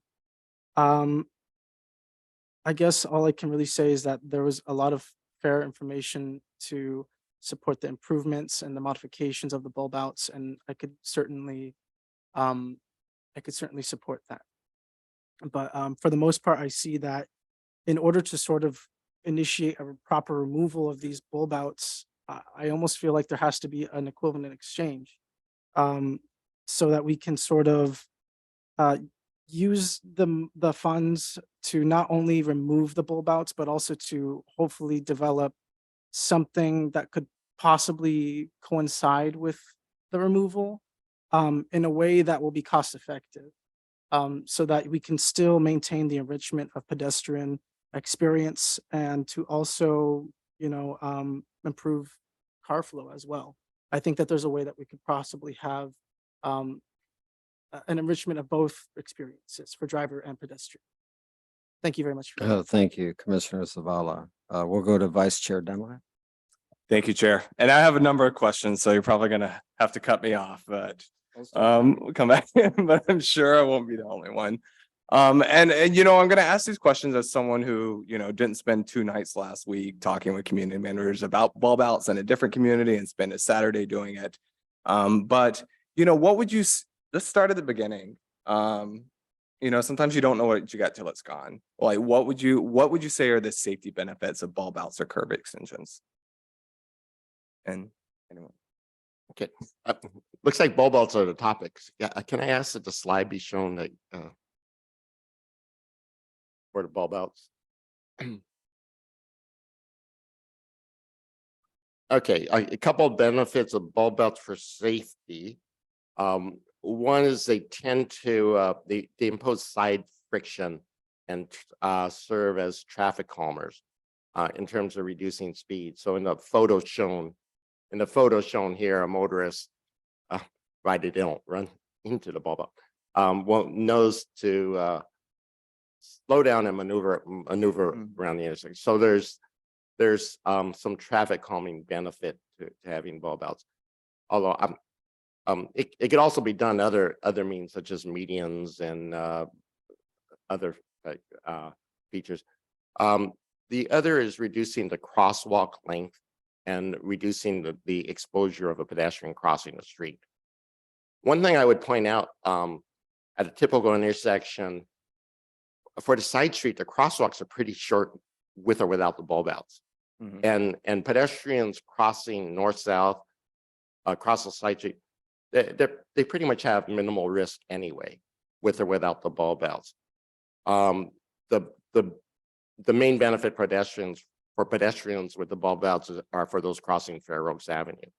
So a bulb out that extends into Fair Oaks Avenue cuts down, 6 feet on each side. So it reduces, has two benefits. It reduces the exposure by reducing the crosswalk length and imposing some side friction and slowing traffic on Fair Oaks Avenue. Yeah, thank you. Can I, sorry, can I add one more thing? And Walter, please correct me if I'm wrong. My, limited experience in this area, but my understanding of one of the other safety benefits of the bulb outs is that they're intended to be, as a traffic calming measure, they're intended to be visible. They, almost like the way that markings are elongated on a street, bulb outs are intended to be visible from, on approach. So, and they may include like a vertical element or some vegetation or something like that would improve that. Is that fair to say?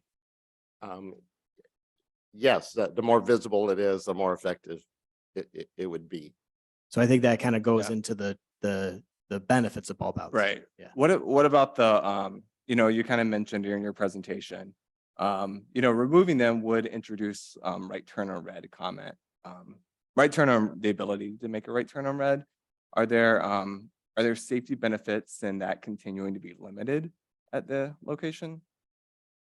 I didn't catch it. Like, would it be beneficial to safety, like, to continue to limit it? Or, it would basically would allowing it introduce some sort of safety concern? Okay. Possibly, but in the world of traffic safety, we're more concerned about reducing fatalities and severe injuries. And so, yes, a pedestrian could be injured supposedly by a car making a right turn on red, but the risk is pretty low. Okay. So, yeah. So, yeah, the fact that you inhibit right turns on red probably doesn't do a whole lot in terms of reducing fatalities and severe injuries. Okay. Yeah, because I know that the Institute of Transportation Engineers over the summer published a report where they evaluated turning movements on red. And I was reading it this weekend, and one of the things that one of the data sources that they cited was the Highway Safety Manual.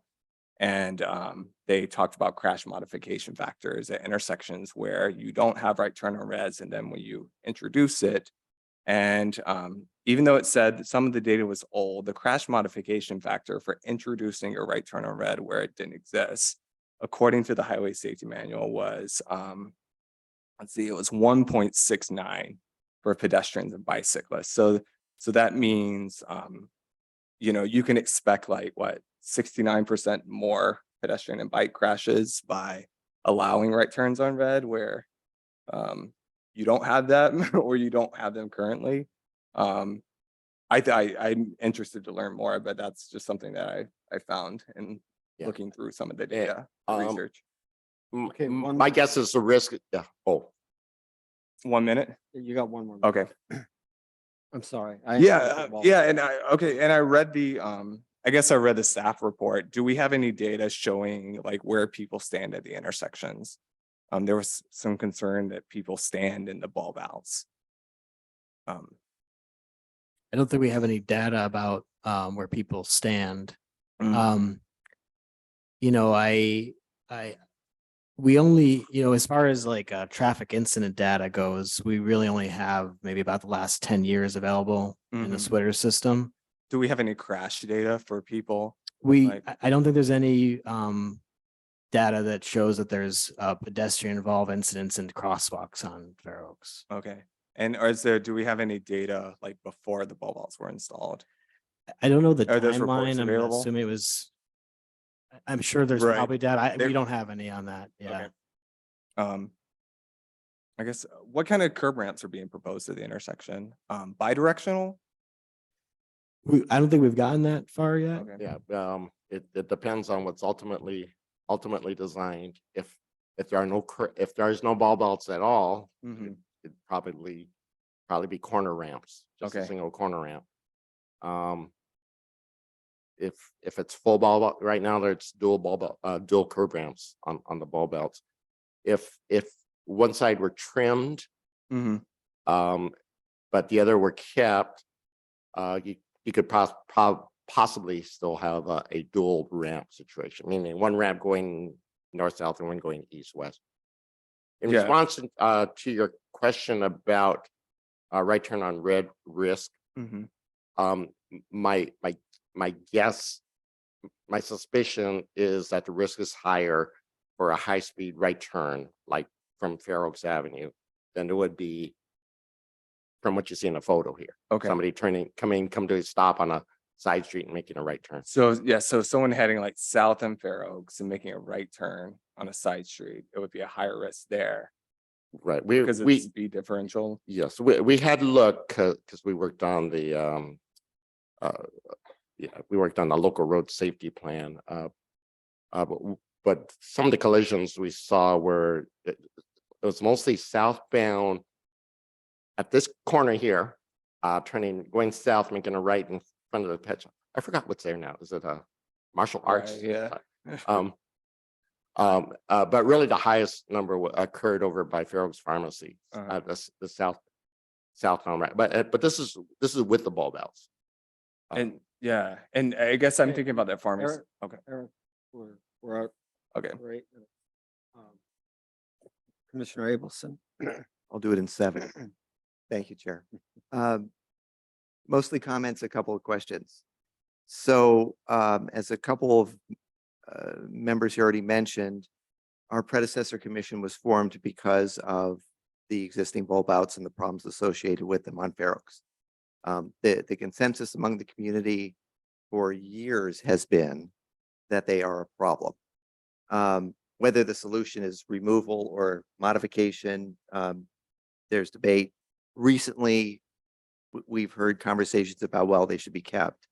5 years ago, and I think this was part of the additional documents, over 5 years ago, I think, 2 different commissions, the Freeway and Transportation Commission and our predecessor commission, put together a list of projects called the Early Action Projects, which was, and there were multiple meetings and hearings about those, and City Council approved them. And they were submitted to Metro for Measure R funding, and were originally programmed. And then at some point there was a change. I mention that just so that everybody understands this isn't something that's coming up for the first time. This was discussed 5+ years ago, and a consensus was built then that modifications needed to be made. Not only bulb outs, I mean, it's a much bigger list. Second, as Chair Fisher mentioned, we can't choke traffic on every street in town. We cannot. As was discussed years ago, we have to designate some streets for throughput. Fair Oaks was designated as such for obvious reasons. It's high capacity. It's a major north-south corridor. It's an arterial. And so we have to move the traffic somewhere, because if we choke it on major streets, we know what happens. It doesn't disappear as much as we'd like it to. It goes into adjoining streets. And that's when we start getting the monthly complaints from neighborhoods about cut-through traffic, accidents, fatalities, and injuries, right? So what we're trying to do is improve not increase the volume, but make more efficient the movement of traffic on Fair Oaks, and the bulb outs are an obstacle to that. There's no question about it. It chokes traffic at major intersections. We have signals at every intersection. We have bulb outs at virtually every intersection. What's interesting though is that the part of Fair Oaks that moves the slowest is the part between the freeway sorry, the Parkway and Monterey. And that's where all the bulb outs are. It moves the slowest there, whether or not there are bulb outs. It's worse with the bulb outs. South of Monterey, I think we have 3 traffic lanes in each direction. And that's where we have speeding issues because it's wider and there are more traffic lanes, right? And less controlled intersections. So if we're going to talk about managing speeds and traffic on Fair Oaks, I think bulb outs are, to the extent they're in the wrong place, and all they do is create backup and divert traffic. And I think, and create dangerous conditions. A number of us have gone to the bulb outs and seen all the tire marks over them, which is quite scary because what would happen if pedestrians were there? Next comment.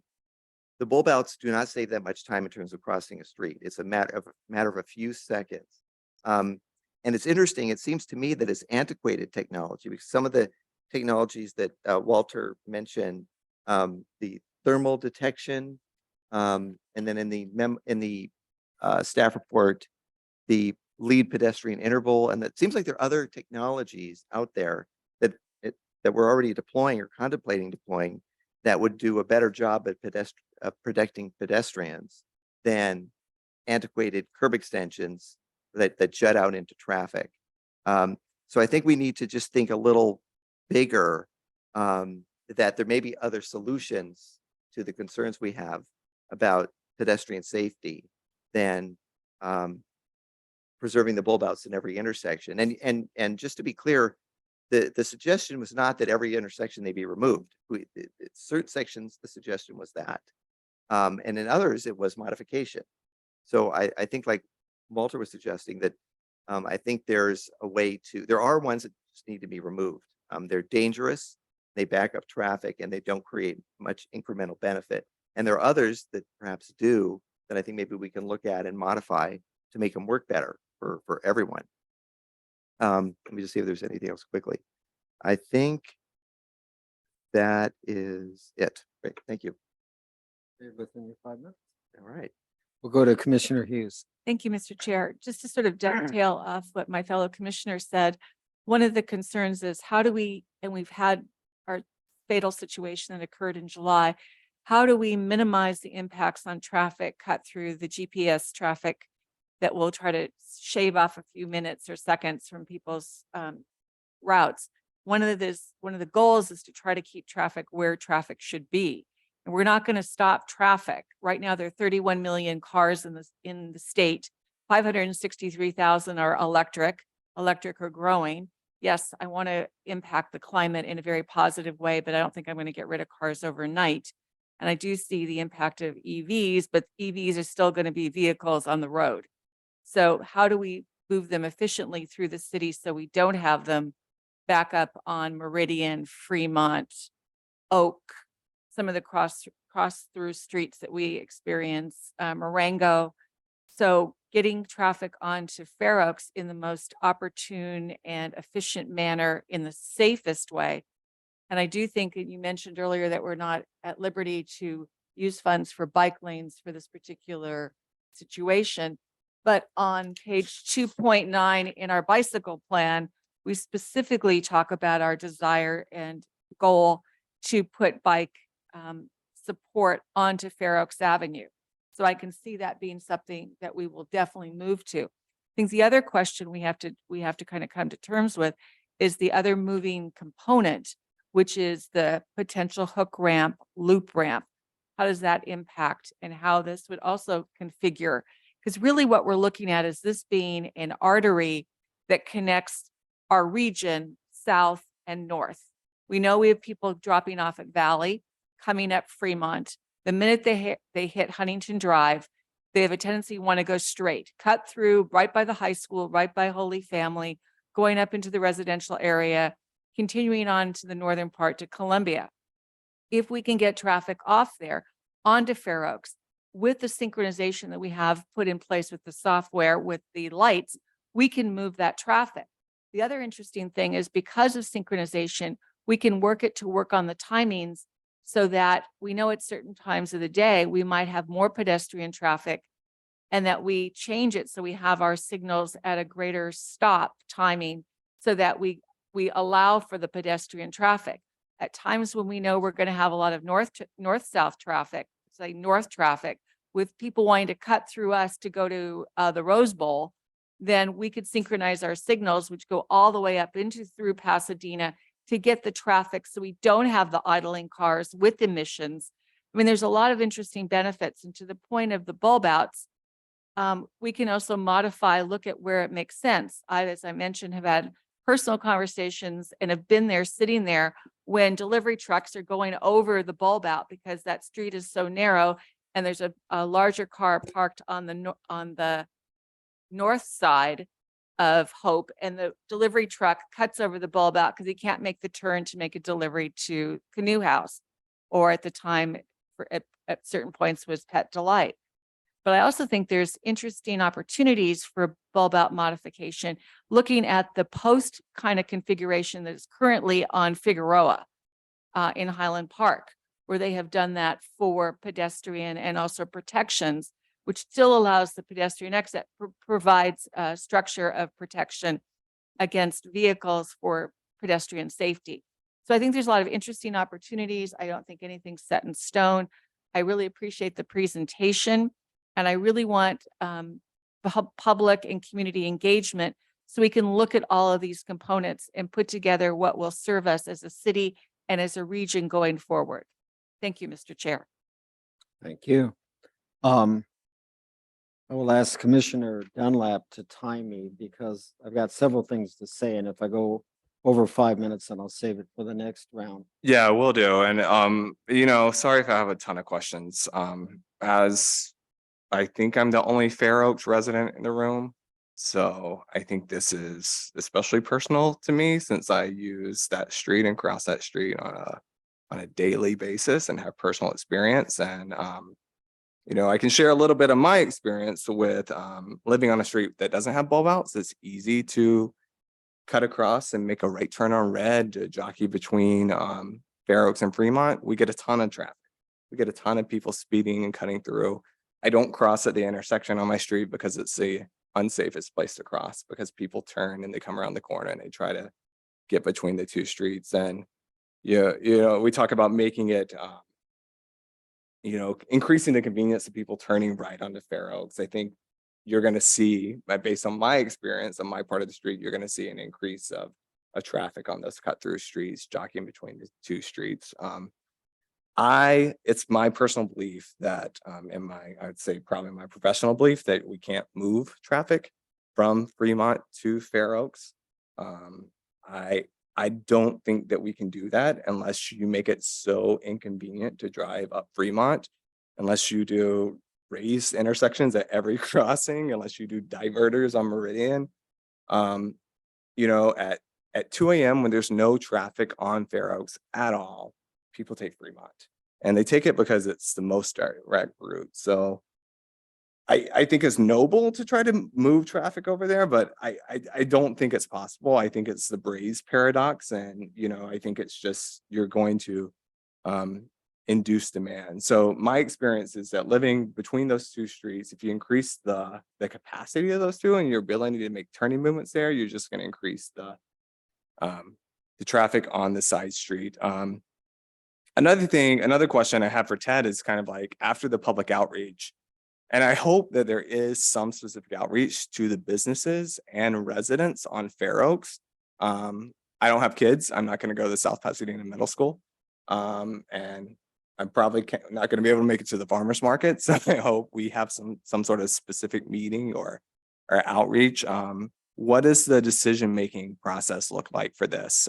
Is this a staff decision? Is this a council decision? Is it a commission decision?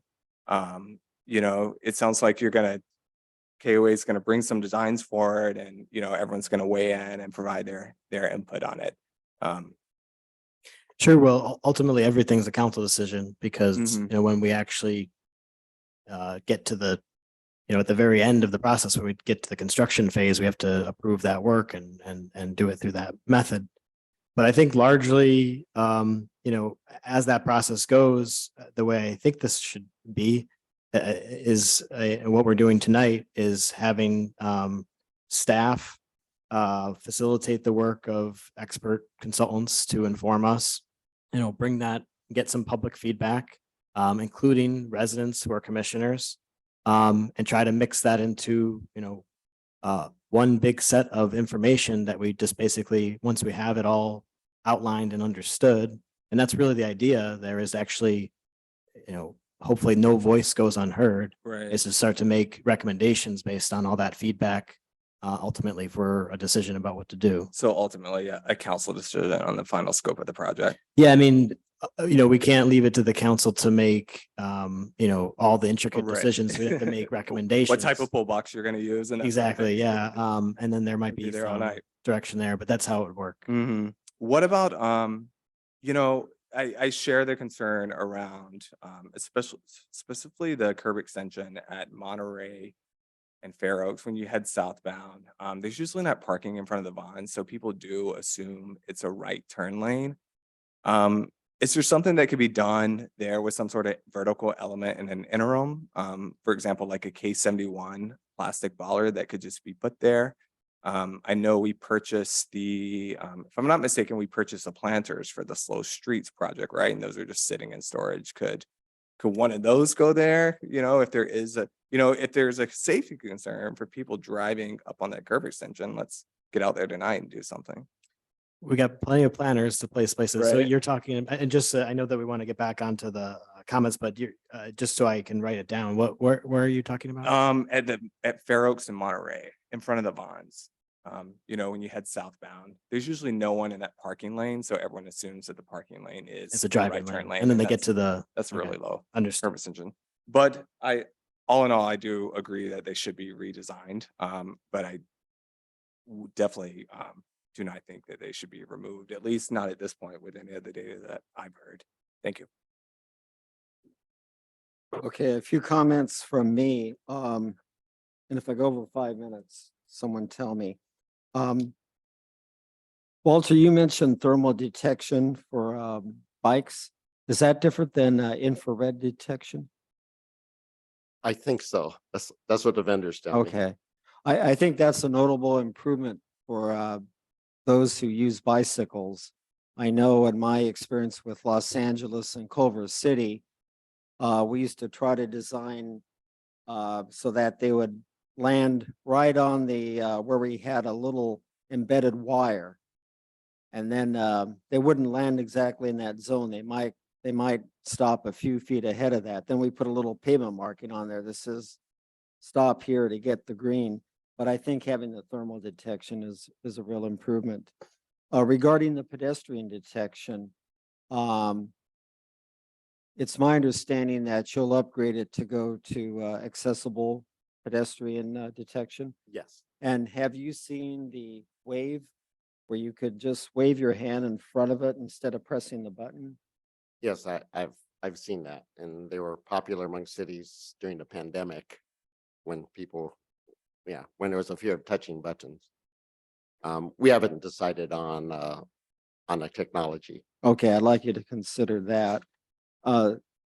Regarding one of the comments that Commissioner Hughes made, if you look at the photo, you'll see that the driveway to the right leads you to Canoe House, and the building to the left is the old pet store with the blue awning. This demonstrates, though, that removal of the bulb out that you see here with the red curb doesn't just facilitate right turns on red, it facilitates right turns on green as well, because often the one vehicle there that can fit there will be waiting to turn left and will be yielding to opposing traffic.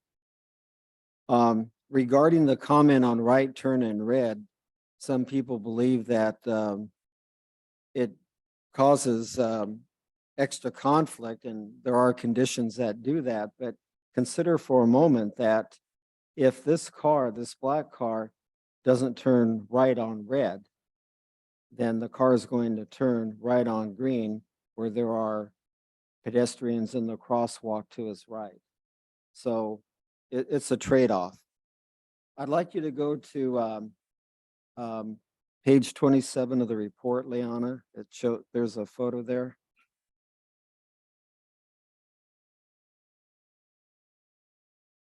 Well, this is 34, so scroll down. You're on 35, so scroll the other way.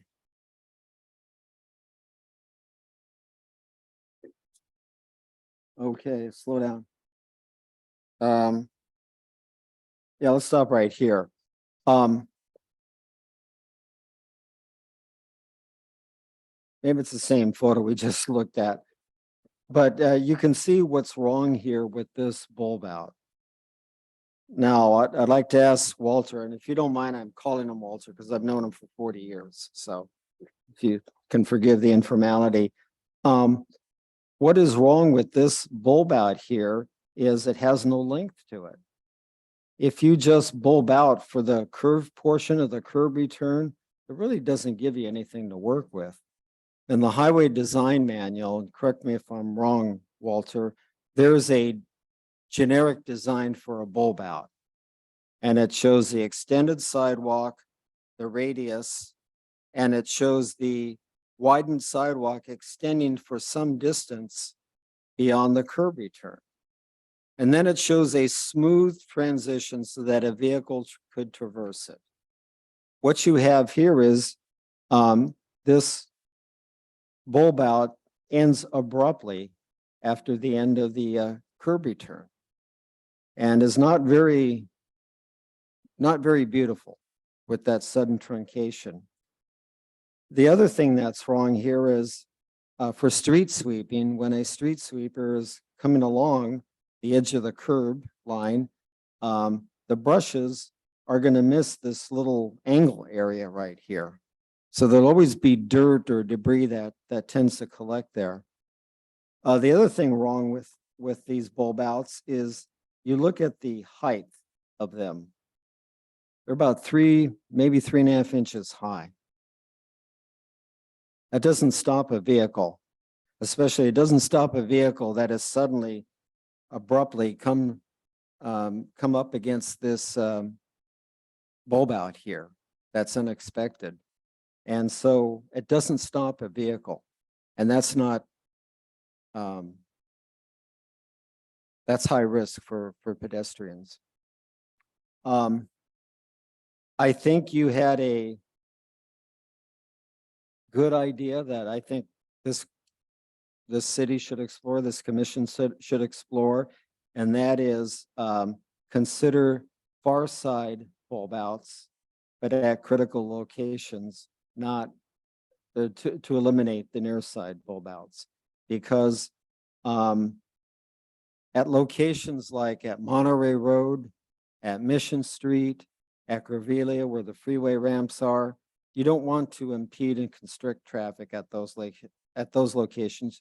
You want to keep it flowing so that the boulevard as a whole flows well, so that it will encourage traffic to use Fair Oaks and not Fremont.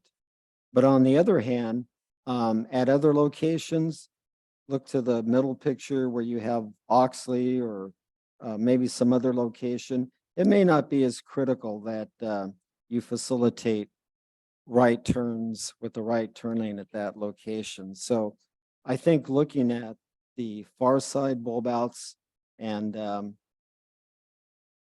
in preference to the near side bulb outs is a good idea.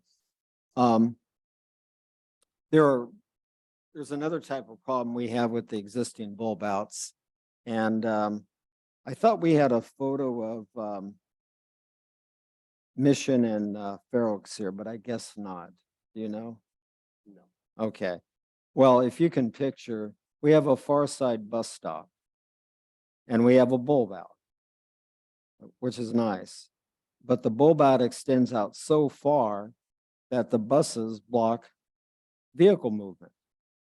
In other words, it would be possible to have a bulb out, maybe not as much, of 3 feet less, that would allow the loading bus to be there while vehicles pass by it. And so that's a problem I've noted on Fair Oaks south of Mission Street and on Fair Oaks near the 110 freeway ramps. Another thing, if you can picture the big driveway to Ace Hardware Store and Winchell's. We don't have a bulb out there, but we have a reduced width that angles out toward you, and suddenly you're restricted as you make that right turn. So I think there's a way to remodel these, selectively remove some, make them better than they are, than what we have out there today. So I would support that concept. Do we have any other comments from commissioners? If not, we'll go to the, Oh, can I respond? yes. Okay. Okay, first of all, for over by Ace Hardware or by Tui's, that bulb out, that might be part of the 110 project. So we'll need to sort that out. Yeah. But looking at the middle photo here, this is looking north on Fair Oaks Avenue, and you see the landscaping there. So this is a case of a far side bulb out, which really doesn't impede traffic at all. And so in my mind, the landscaping there, there's really no, I can't see an advantage of removing that part of the bulb out. Regarding the bus stops at Mission Street, yeah, there's always that debate. And when we talk to bus operators, yeah, they love being able to stop in the moving lane because they don't have to merge in and out. So there's that debate to go on.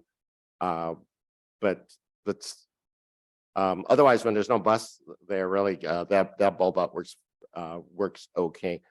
If we can go slide down about 4 pictures so we can see both sides.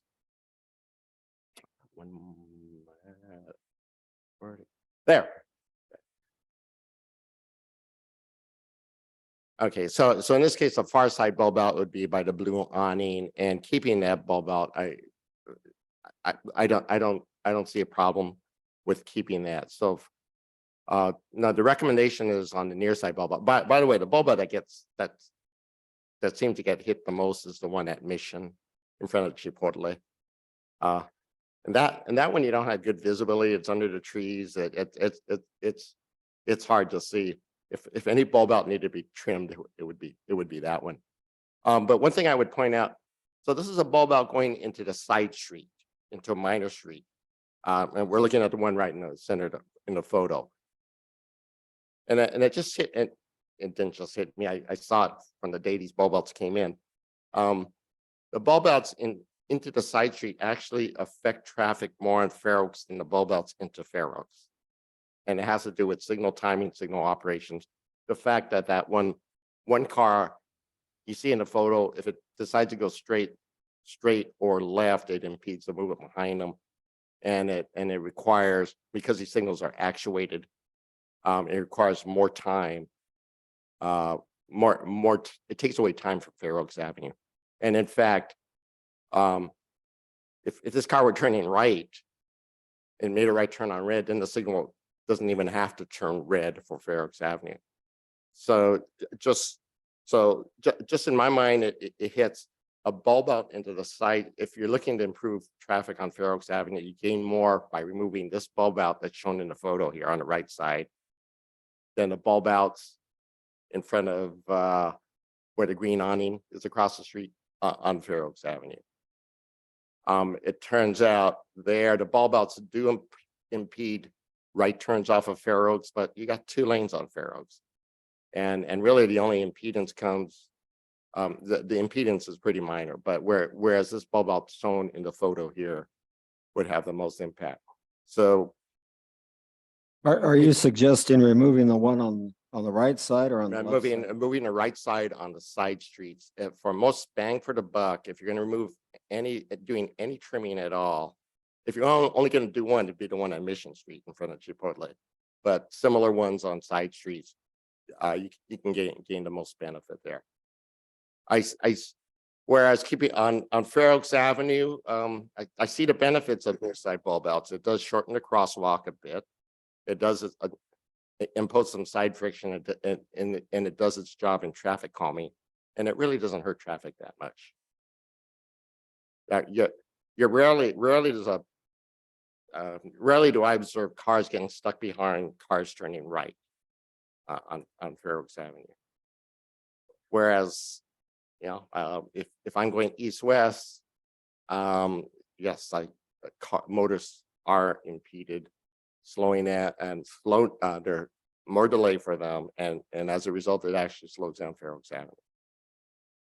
When I say slow down, it actually decreases the capacity of Fair Oaks Avenue. I got those words mixed up, I should point out. The goal isn't to speed up traffic on Fair Oaks Avenue. The goal is to improve the throughput of Fair Oaks Avenue. And by removing the bulb out on the side street here, you can improve the throughput on Fair Oaks Avenue. And if you could, and you kept the Fair Oaks Avenue bulb outs where they are now, not touch any of them. Yeah, you still have the traffic calming effect. You still control the speeds, but you'll get more throughput.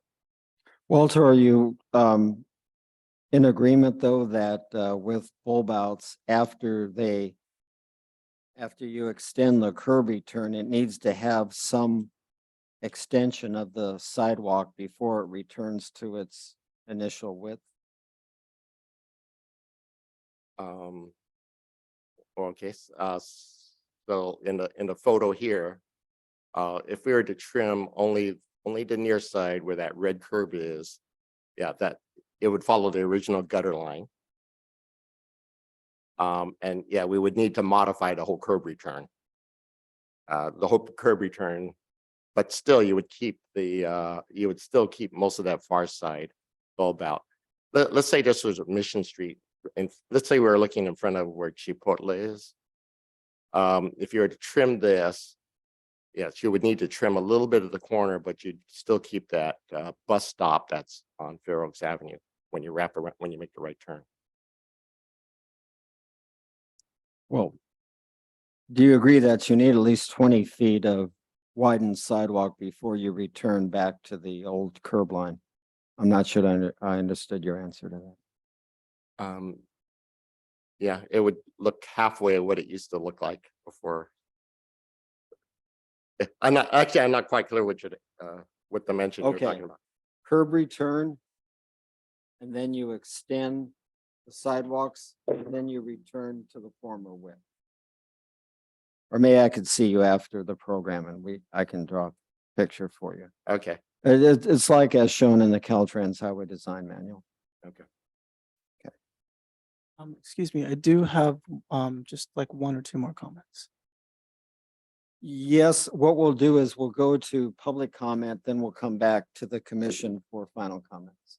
Oh, okay. So right now we'll take public comment on this item. We have Chris Miller.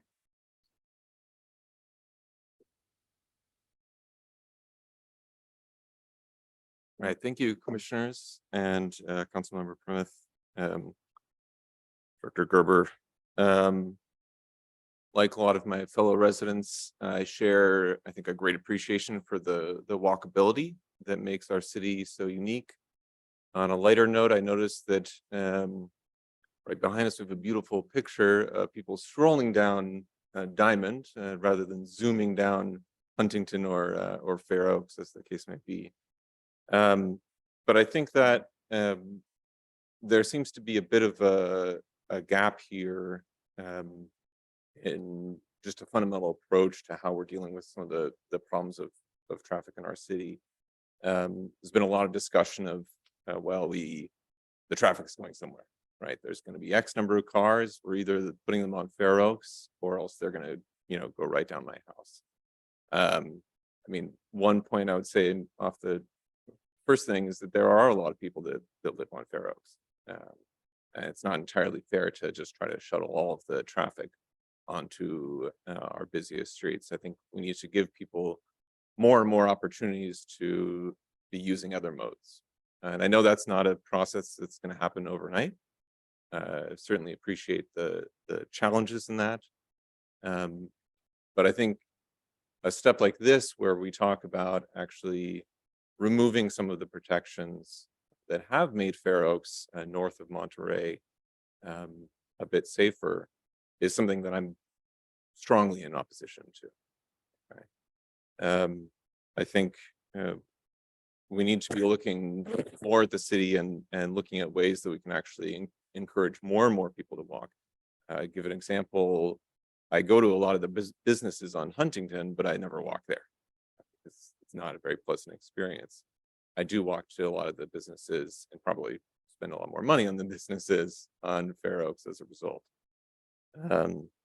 So this was a big part of the reason why I, along with a number of the people, started the group South Pass Active Streets to encourage more people to be using other modes. So really think, I certainly agree with the idea that we need to make some modifications. Clearly, they look a little bit rough in parts, and I understand the street sweeping concerns. As a driver, I definitely appreciate the danger of accidentally running into them at some point because they're kind of improperly designed. And so doing some sort of vertical addition, I think, would make a lot of sense. Just a couple other points that came up in the discussion. I think there was a comment that we have a lot of other new technologies coming online, like leading pedestrian intervals. I think those are great, absolutely for those, but they don't replace concrete. Concrete works, and adding more elements to make things visible. It's tried and true. So there's no need to act like everything is going to be a new innovative solution when we already have proven solutions.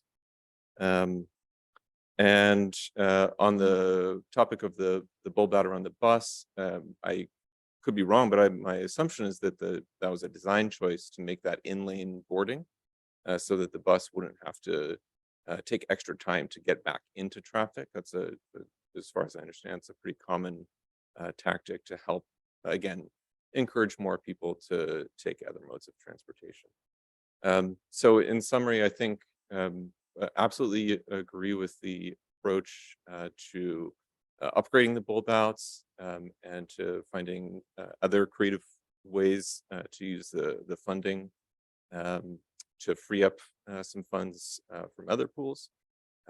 But I would certainly be opposed to any measures to remove curb extensions. Thank you very much. Thank you. Any other comments?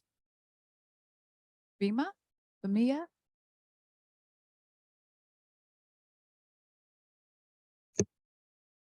Hi, my name is Catherine Femia. I live at 1700 Mission Street.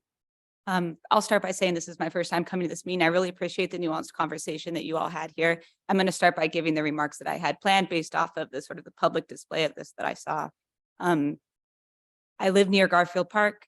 I walk the Fair Oaks corridor daily. I cross it frequently. I take my children to preschool. I go to the grocery stores. I go to the library. When I'm doing that, I'm usually pushing a double stroller.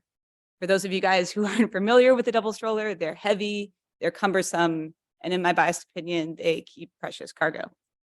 I've come to appreciate these bulb outs for a number of reasons. First, this was dismissed a bit, but they materially shorten the distance that I have to cross at an intersection, particularly when I have a big, heavy thing that I'm pushing. Second, they widen the sidewalks. That helps keep the stroller from blocking other pedestrians. It lets us stop and talk to the friends that we see on the way. It lets me avoid people who might be acting erratically.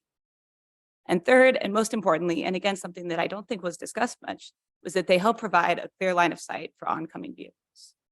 So my head is on a swivel when I'm beginning to cross an intersection at Fair Oaks. I'm looking behind me and in front of me for cars turning right or left, each way to make sure cross traffic has stopped. In intersections throughout town that don't have bulb outs, my line of sight is often blocked, for example, by delivery trucks, by parked cars, or for other objects. And what that means is that to look for oncoming cars, I have to push my stroller into the street to get a clear line of vision. And if in fact a car is coming, my children are already a few feet into the crosswalk. So my friend's child was actually struck by a car in this position, in this situation, in an intersection without a bulb out. The stroller with her child inside flew several feet. Miraculously, he survived. That said, that's not something you get over quickly. This is just to underscore this is a real risk that small children face. I also frequently drive on Fair Oaks, like so many others. And as a motorist, I also appreciate the fact that bulb outs make pedestrians more visible to me, and they remind me to be cautious with turning right on red. I agree there are definitely some modifications we could make to make them better. But I do appreciate those. To be honest, a few years ago, I could not imagine myself feeling so strongly about a few extra feet of concrete. And I know that they can be inefficient to drivers sometimes, but they make a real difference in our safety. I completely understand if changes are necessary, to facilitate street sweeping, some of the other, good arguments that people brought up today. But I really do urge you on behalf of myself, my neighbors who live east of Fair Oaks, and all of our children to retain these key safety features that I've set out that really do make our lives safer. Thank you all very much. Thank you. Nelson? Hi, still on? Yes.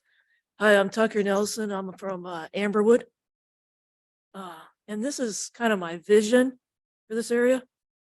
Unlike everybody else who sent in a written or verbal public comment, I support removing the bulb box completely, transplanting the vegetation, getting rid of the on-street parking on both sides of Fair Oaks, and replacing them with protected bike lanes from the 110 to Huntington Street. I believe there's enough parking behind the stores so that the on-street parking is not needed. Signs could be put up to direct drivers. I do agree with the others to implement up-to-date crosswalk safety measures. And then I understand your concern that you do want to have good vision there. And I think if we put in a bike lane there, you still should have good vision there because you have the bike lane as well to look out. So I know that other people have talked about that you're looking more at cars, and we have talked a lot about cars and then some pedestrian, but also bikes. If we can get bikes along there, that would be great as well. And I know we can't do all of this right now, but if we can keep putting more pieces in place as the money becomes available, I think we can get there. Thank you. Thank you. And is that the end of public comment? Thank you. The commissioners for any final comments, we'll go to Commissioner Zavala. Yes, I would probably start off by saying that Tucker's comments have actually sort of put the finger on the thing that was kind of on my mind throughout this conversation. And it was mainly sort of how do bikes fit into this whole formula? And I guess my concern for that is mainly because, well, I think there is a very critical time, well, 2 times of the day that really contribute to the traffic flow on all of these streets, and that's school drop off and school pickup. And so what's been on my mind, of course, has been like, I guess, if we can sort of make pedestrians a lot feel safer, then we'll be able to at least have more peace of mind in letting our children go to school. And like by walking and by biking, because if I recall, there's always been sort of a fear that has been on the minds of parents since I've gone through the school system in South Pasadena, just about the safety regarding the transit to school. And there's almost always been a preference to drive because it just doesn't seem right to send your child across town from Monterey Road all the way to the middle school, even though, at one point I decided to say, no, Mom, I'm a big boy now, I'll walk to school. I felt as though the danger was still there. And I feel like that's a sentiment that's echoed by most of the people that have grown up within the city. So I guess what I'm trying to say is if we can make pedestrians, whether they're bikers as well or pedestrians, walkers strictly, more comfortable, then I guess, we get more cars off the road. And more than anything, what I see by removing these bulb outs outright is, we're giving benefit to cars as opposed to the local residents who deserve to have a enriched experience by living in South Pasadena and sort of the beauty of the culture that is here. And it definitely feels like we would be kind of taking something away that has brought value to residents. And so in order to sort of support the notion of removing these bulb outs, I would certainly say that, well, we would have to find another solution to at least coincide with these removals so that we can still have some of that safety for pedestrians and bikers. Um, I guess my question would probably be like, why were they put in the first place, and did they serve their intended function? Um, and I guess, judging by some of the comments, they have served a function, and we should really consider that while moving forward. Thank you. Thank you, Vice Chair Dunlap. Thank you, Chair, and I want to thank the people who provided public comment, both in person and on Zoom. I think Tucker's been here for like a year, but it's good to see so many fresh faces, and I think it does make us a better city, when we have different perspectives. And I don't know what it's like to be a mom and push a stroller down Fair Oaks, but now I feel like I have a little bit more understanding of it, or at least a small one, as much as I can. So thank you for that. And I would say like this, I believe in traffic safety. I want to save lives. The traffic fatalities in the US are increasing. We haven't been moving in the right direction. So I support systemic safety throughout the city. Curb extensions, high visibility crosswalks, bike lanes, things that are proven to save lives. So decisions like this and conversations like this are like why I joined this commission, and why, one thing I love I don't have kids, but I love South Pasadena because it's so walkable. I remember our city manager said that at one of her first meetings, they said, she said she loves that South Pasadena is walkable. And that's like one of her favorite things about the city. And I love South Pasadena because we've had a different vision for transportation. We killed the 710. Like, that's awesome. Like, we said that, like, no, 710 freeways are not the future. And it's a small community, it's a small town feel. And I really do see, I'm giving a speech right now, like I'm campaigning for something. I'm sorry about that. But we have a chance to really, I think, be an example for sustainable, like, active mobility. We're a small community. We have great buy-in for like walking and biking. We have an engaged constituency who says like, no, we don't want a freeway through here. And I would like us to be almost like the example of like what it looks like for it to have like a real, like, sustainable, safe, active infrastructure in our community. So look forward to the continued discussion. I hope, I would like to see more engagement on this. I think Farmers Market and South Pasadena High is like a middle school is a good start, but I think we'll probably have more chance to provide feedback into this. So thanks for the presentation today. Thank you, Ted. Thank you to the public commenters. Thank you, Leona, for being here all night. And thank you, Walter, for the information. Thank you, Commissioner Abelson. Thank you, Chair Fisher. This is sort of comment potpourri. I have notes scribbled all over my sheet here. I'm going to try to just hit on them. Bulb outs. So we have a series of them on Mission Street between Meridian and Fair Oaks that I think are fantastically designed, work much better, and are in the right place. I don't hear any complaints about the curb extensions and bulb outs on Mission, and they're at virtually every intersection. They're well done. They're properly decorated so that they look different than the rest of the sidewalk. They're easy to understand and maneuver for cars and for pedestrians. So we have places in town where they're a really good thing. And I think that's a great template. And I think those were put in before these. So I'm not sure exactly what didn't go as right as it could have on Fair Oaks.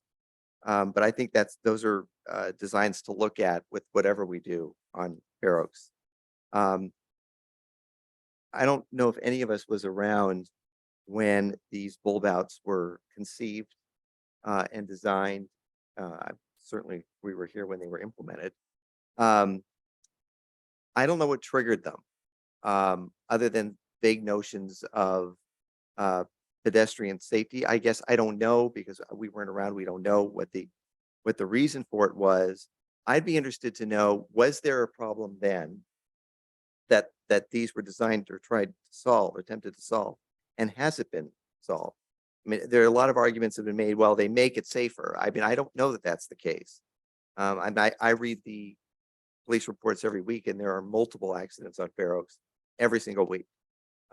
Whether they're bulb out related, I don't know. But I'm not quite sure if there were pedestrian incidents before and now there aren't. I just don't know that. If they do improve safety and there's data that shows that there are less pedestrian vehicle collisions, I think that would be helpful information. I'm not aware of it.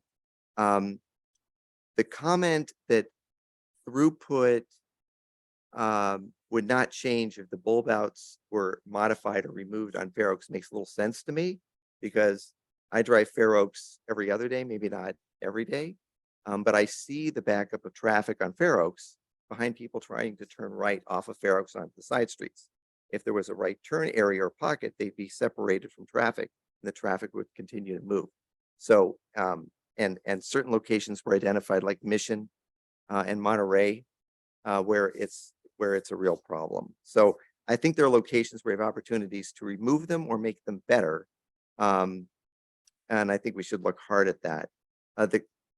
With regard to Fremont, we should keep in mind that there are funds of 6 million plus that are available to the city to improve. Let's see, it's active transportation, right? So it's on Fremont from, I think it's from Huntington to Columbia. It may start further north. But so there already is a pool of funds and efforts that are going to be made to control traffic on Fremont. To Commissioner Dunlap's comment earlier, I think that's the intention is, right, to implement those measures on Fremont, right, and improve the efficiency of Fair Oaks, not to endanger pedestrians, right, or deprive others from using the street safely, but to provide an opportunity for traffic to move safely through the city. And whatever needs to be done to control speeds, and I think a lot of that technology is being implemented, we can do that. I think I had one more comment. Yeah, it seems like the bulb outs were indiscriminately installed at virtually every intersection on Fair Oaks. And I think if we can take a harder look at where they're really needed, perhaps at Mission or perhaps at other locations, but in a way where we can accommodate the need for pedestrian safety. And I appreciate the commenter's remarks about pushing a stroller. I have twins, so I understand. But also provide an opportunity for vehicles to move safely through the intersections. Because I think a lot of times, because traffic is choked on Fair Oaks, we have congestion, we have traffic that gets stuck in intersections when the light turns red. We have a lot of problems, and I think some of them are attributable to the bulb outs. So maybe we don't need bulb outs at every intersection on Fair Oaks. Maybe there are certain strategic places where they would be a good idea, and we can incentivize people to use those intersections to cross it. And then other intersections, perhaps we don't need them and we can move traffic more efficiently through those. Thank you. Thank you, Commissioner Abelson. Commissioner Hughes, any final comments? Thank you, Mr. Chair. Well, I want to also thank all of the public that spent time with us tonight, those of us who sent in comments and those that spoke on Zoom to share their thoughts. And I do think there's a lot of opportunity to use funds that we could have lost to make improvements on Fair Oaks Avenue so that we can improve safety, we can improve efficiency, and that we can make, again, our city, as you say, an example of cognizant decision-making for all modes of transportation, whether it's bicycle, pedestrian, or vehicle. And again, to reiterate the issue about the bike lane, it is in the plan to put in bicycle lanes in a manner on Fair Oaks.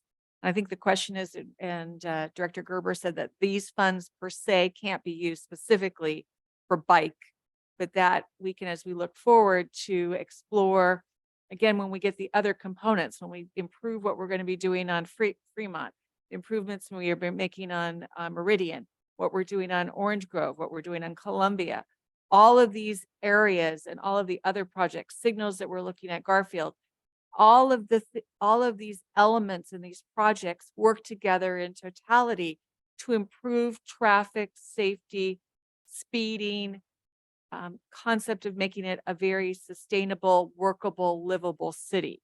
So we're talking about this one element today, but we need to keep in mind that there are so many different projects going on that will improve transportation throughout the city and this corridor in our region.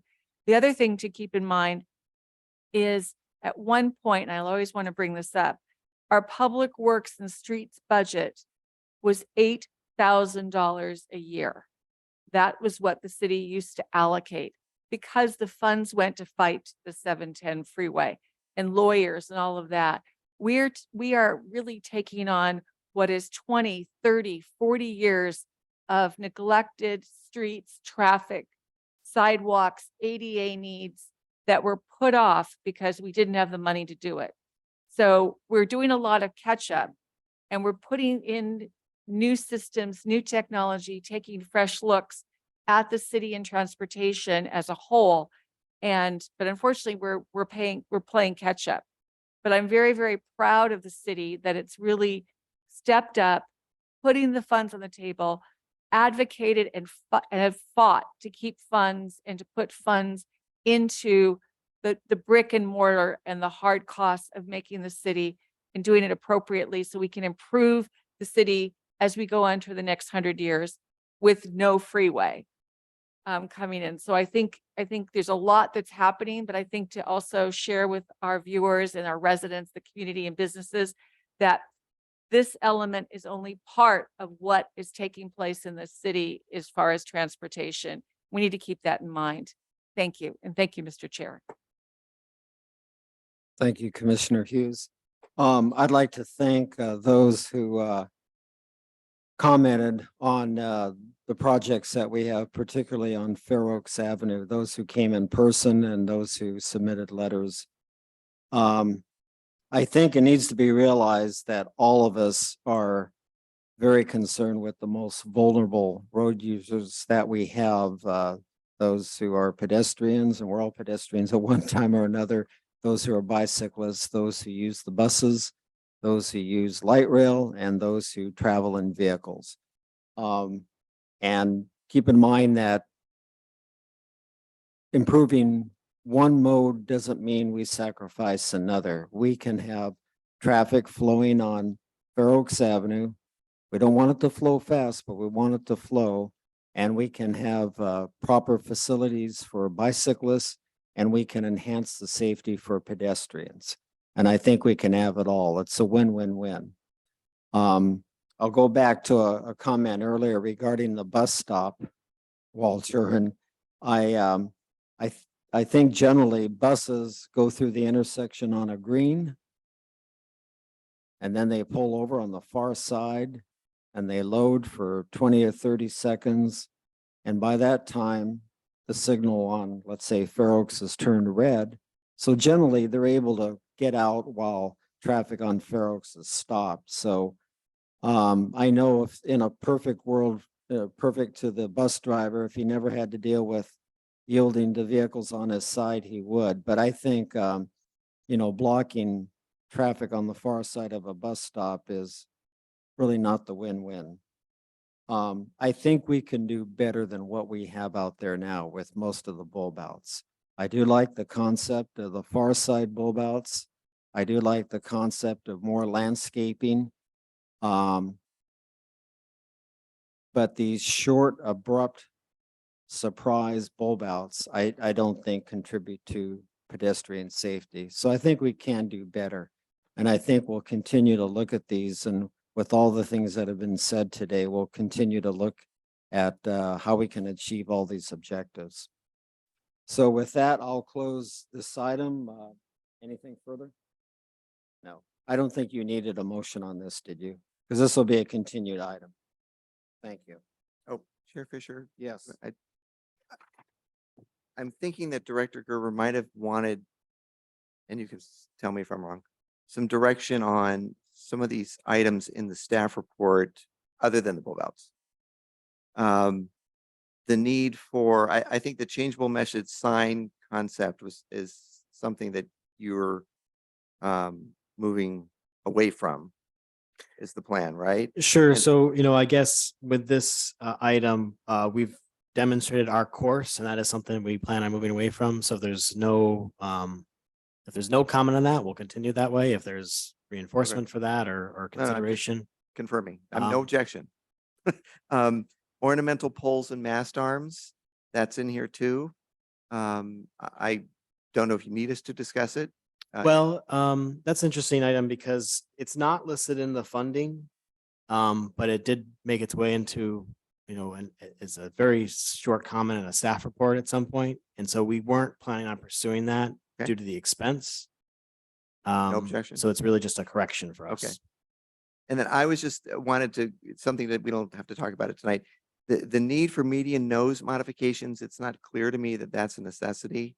I defer to the engineers, but experientially, I haven't noticed any site problems or offset problems at those intersections because of the median noses, or that if they were pulled back, that somehow things would be better.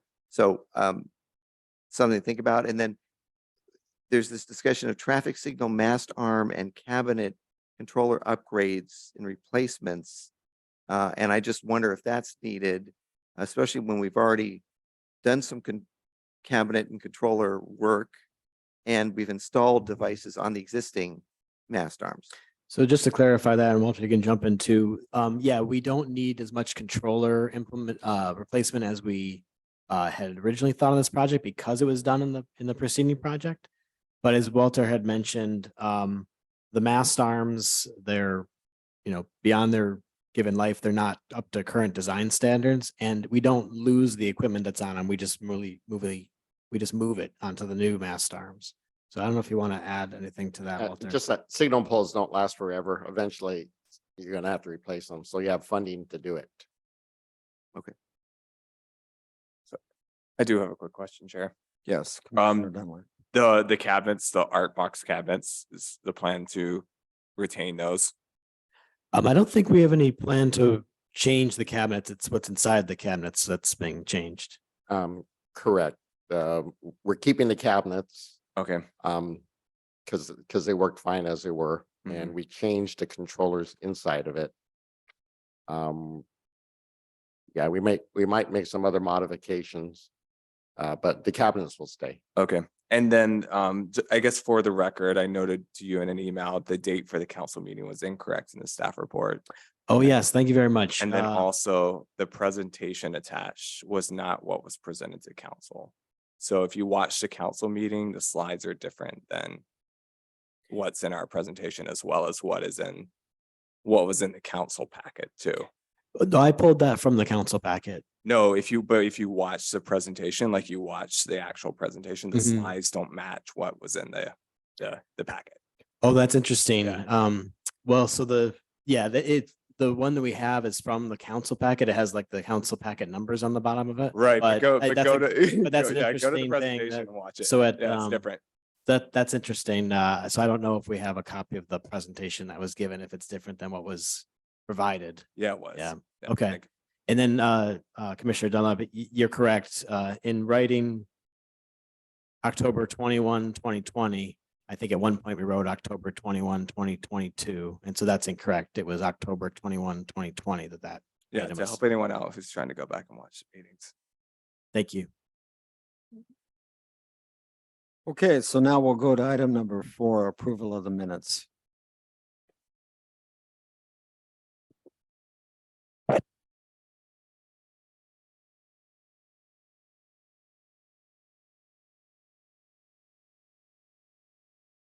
Do we have any proposed revisions to the minutes as written here? I don't I'm see not- any hands. I'll Oh, well, Commissioner I was, Abel. I was trying to follow the order here. Oh, Are you guys all right? yeah, sorry, I was thinking, I apologize.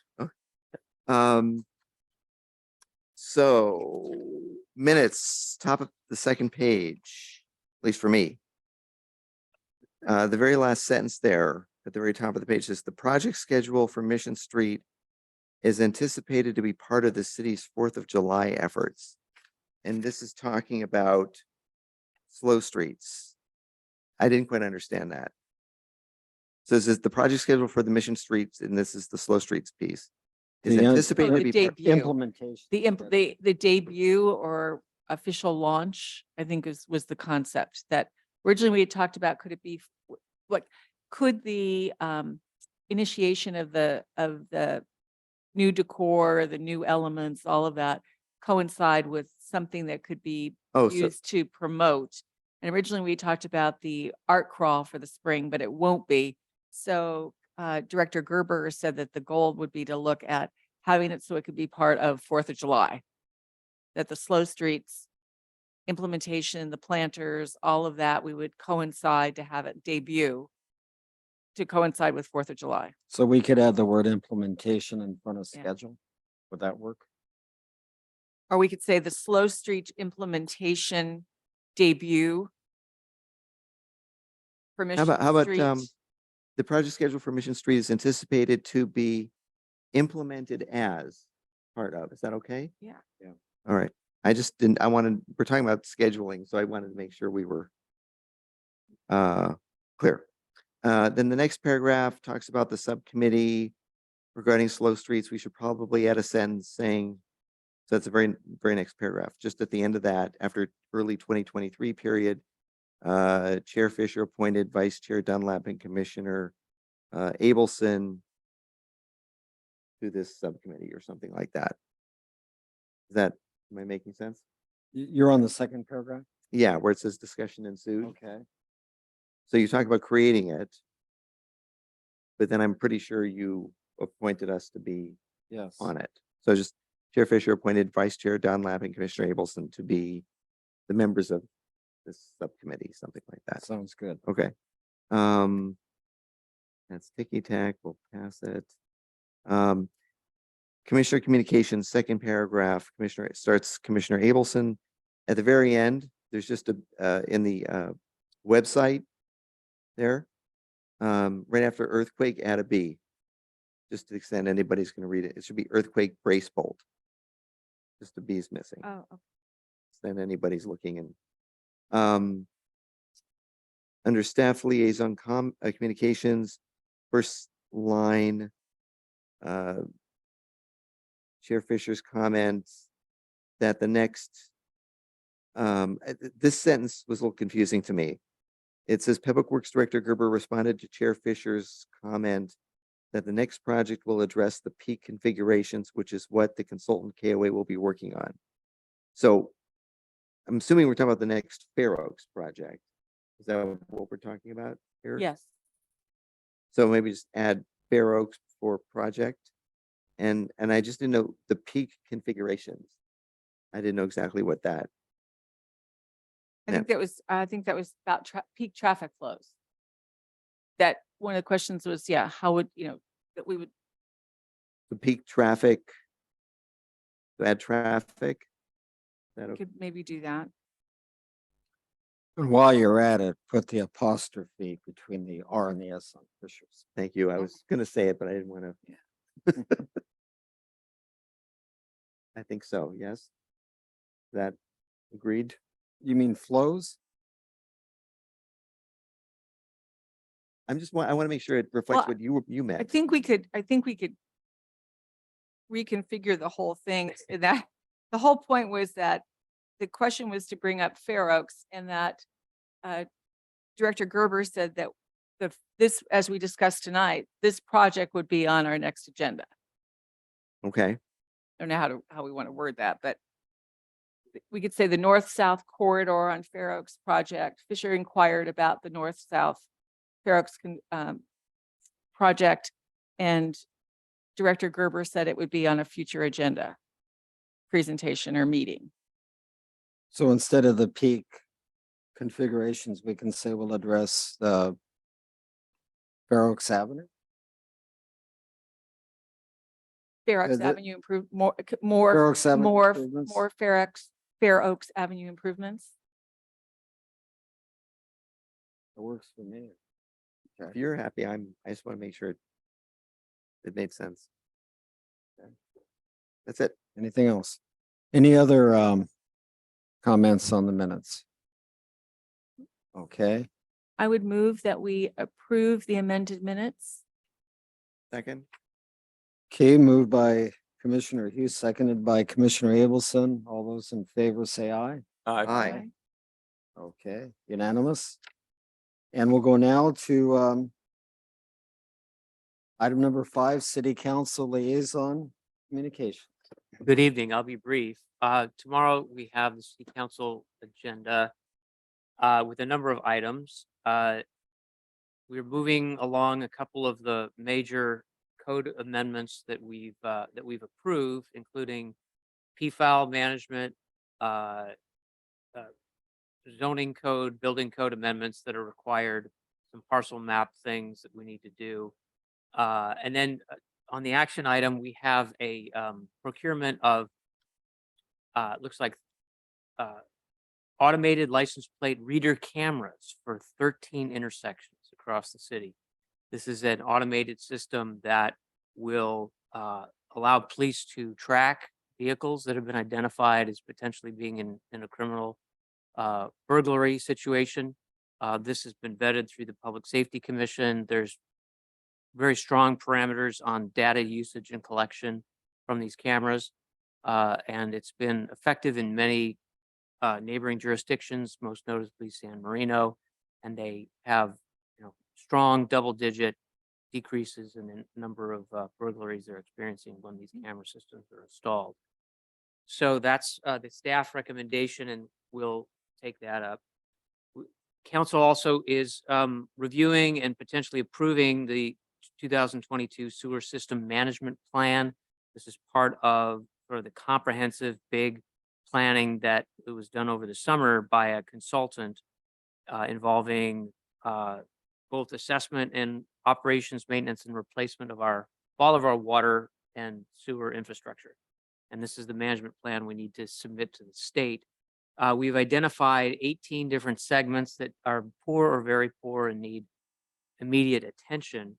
And so we have to, I don't think it's not a funding decision tomorrow night, but we are going to have to take early action on some of these. There is on the agenda package a citywide project update, which is a very relatively deep dive into many of the initiatives and projects going on in every department in the city, including status of recruitments, different implementation of projects that we've done, and very significantly where we are on some of our budget and fiscal planning.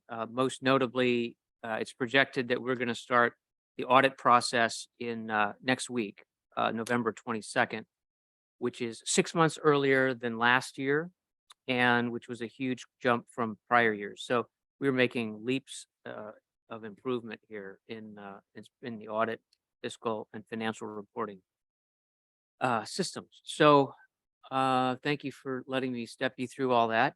Thank you for your amazing insights. You were very articulate. I've got lots of notes. This is going to be a really interesting issue to follow. Thank you for kicking off the conversation.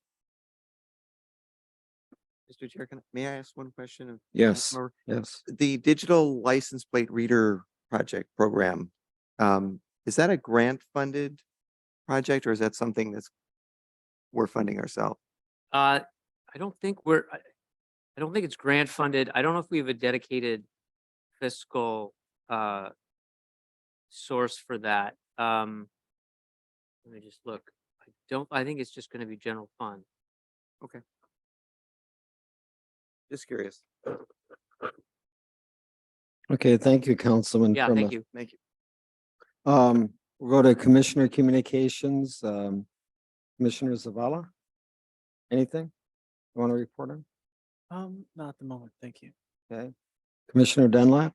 I want to thank the city for repainting the crosswalks along Huntington Drive. They striped them high visibility. I think that was around like 5 or 6 weeks ago. I meant to bring it up at our last meeting, but yeah, they're noticeably more visible now crossing Huntington. So thank you to the city staff.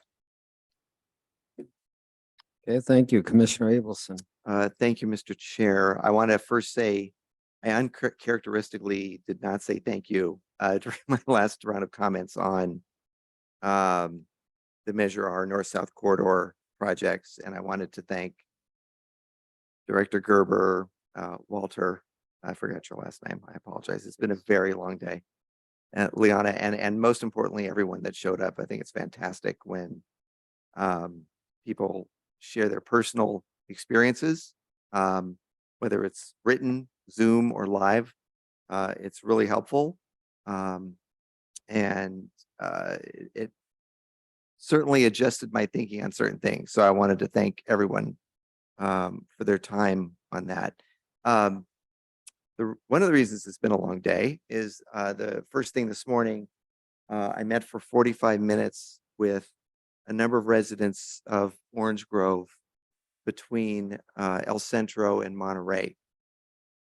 And they are very concerned about speeding on their street. There have been a number of collisions with parked cars, side swipes, side mirrors knocked off, and they've already sent me a couple of videos of them, and I asked them to provide more information, which I'll forward along. There are clear speeding issues on the street. I witnessed it. It's also a challenge because the street is narrow. There are cars parked on both sides. It's not wide enough for 2 cars traveling in opposite direction to pass each other. So it's a little bit, whether you call it a game of chicken or joust or whatever you want to call it in terms of cars navigating that stretch. So they're very concerned.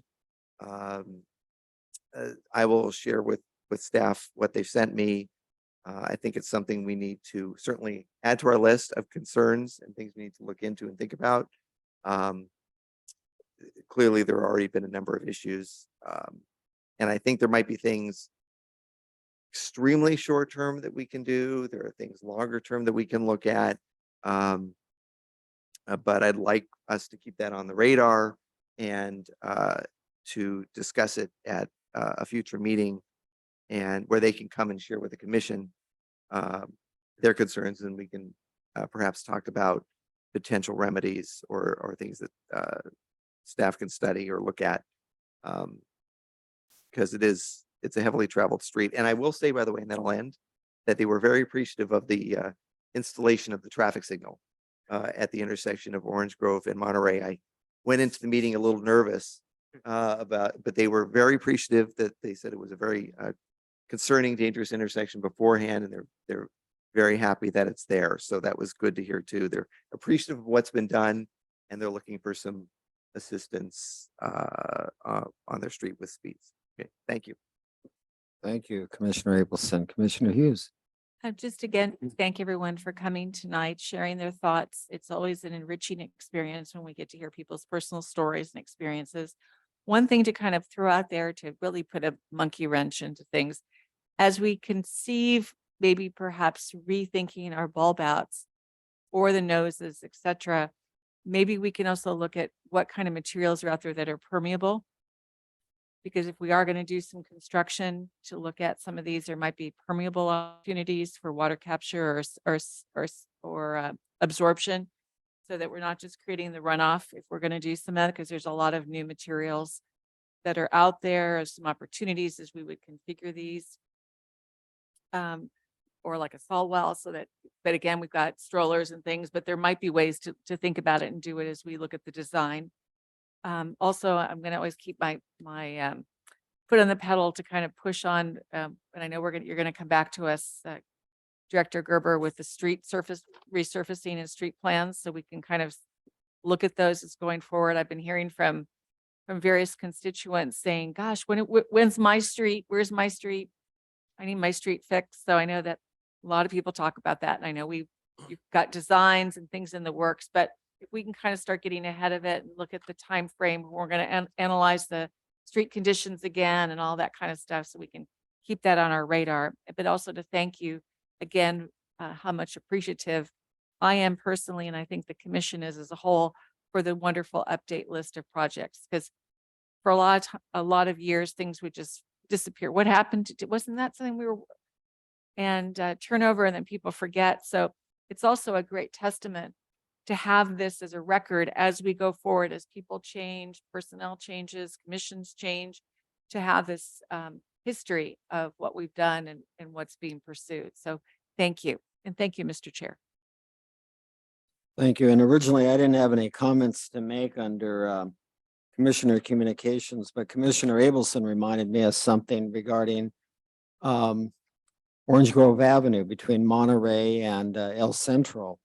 And I can recall that when we were in the process of getting the funding for the signal and before it went to construction, I would, in my morning walk and evening walk, I would walk along Orange Grove Avenue, and I'd count the number of cars parked on the east and west sides. And in general, there were an average of about 6 or 7 cars parked on both sides of the street between Monterey and El Central Avenue. And the reason why I did that is because I thought that it would be possible to prohibit parking on one side of the street, and there would still be plenty of room on the other side of the street to accommodate the parked vehicles. And that would be a way of addressing the concern of two-way traffic on a narrow street that doesn't have 2 lanes. So let's just kind of keep this in mind as we, if we discuss this matter forward. But again, in that whole reach, an average of 7 cars during the morning peak and late afternoon after 6 o'clock. On Thursdays, a little bit more, because you have the event out at Mission and Meridian. But I think that that's a location that deserves some attention. So with that, I have nothing more to say. Do we have any comments from staff? Just quickly, a couple of comments to Commissioner Hughes. We have looked at this sort of recycled tire type of material that can be used it's pervious and instead of concrete for certain walkways. There's like a way to increase the recycled tire content to be more like a playground surface, all the way up to like increasing the aggregate content to be more like a hard sidewalk. So we might be able to do something along those lines as we do some more sidewalk replacements and things like that. With regard to our next meeting in December, we're a little bit off of our work plan because we've had some of these different priorities come up. So we don't exactly have which of these projects will be along far enough in December to have council discussion on it. So we'll keep you posted. It also depends on this commission's availability in December. Some of our other commissions, people are off for the holidays and things like that. So we'll reach out to the commission on schedule on that meeting and what our next topic would be. My last item is I wanted to introduce one of our staff members tonight. He actually stayed here the entire time. This is Mark Jimenez. If you want to come up, Mark, you can. Mark is our newest management analyst, and you may or may not be seeing him more and more. He is actually helping us with a lot of different projects including going through all of our on-call contract stuff. So he's been a huge help in getting that process moving. You want to say hi or just, okay. Hey, Mark, welcome. Hello. Thank you guys so much. I really appreciate it. I'm excited to work with some of you guys closely. Can't wait. If you need anything, you guys can always reach out. Thank you. Thank you. Thank you so much, Mark. And thanks, Walter. And the KOA team was probably online tonight for the presentation. And that's all I have tonight. So one question, Ted, because our travel plans may depend on what we do regarding the December 20th meeting. When will you know if it's go or no go? So we don't anticipate any urgent item for December. If it's anything that's coming forward with one of these projects that are moving along, it's not like last year we had some, decisions that had to be made before the end of 2021. So if there is a preference to not hold that meeting, we can take that feedback. But we will likely have something together to discuss, but it doesn't mean it can't be, pushed to either January or a special meeting in between if the, the commission would like that. Well, quick question, Ted, would you be arranging for your public meetings for the farmer's market and the school or more between now and then? No, we're not nearly ready for that. We have lots of work to do, given the feedback tonight and get it. The next step is actually to meet with Federal Highway Administration. And I think that's on, I haven't told you this yet, but I think it's like December 5th. So we have other things we have to do before that time for this project. Do you see any reason for us to meet with regard to slow streets next month? That was our hope, was that we would be talking about Slow Streets next month, but what we'll probably wind up doing, we're trying to work out some legal issues with the contract, even though it's approved and ready to go with Alta. Then we had talked about looking at some of the residential, the residential sections would be the next thing. And we had talked about possibly having that as a vice chair conversation, just to make it easier. Or a subcommittee? Or yeah, it could be the subcommittee. So we can definitely reach out on that if we're ready in time. More of the larger decisions for Slow Streets probably won't be ready by December. Okay, so I'll just say that I don't have, I love meeting.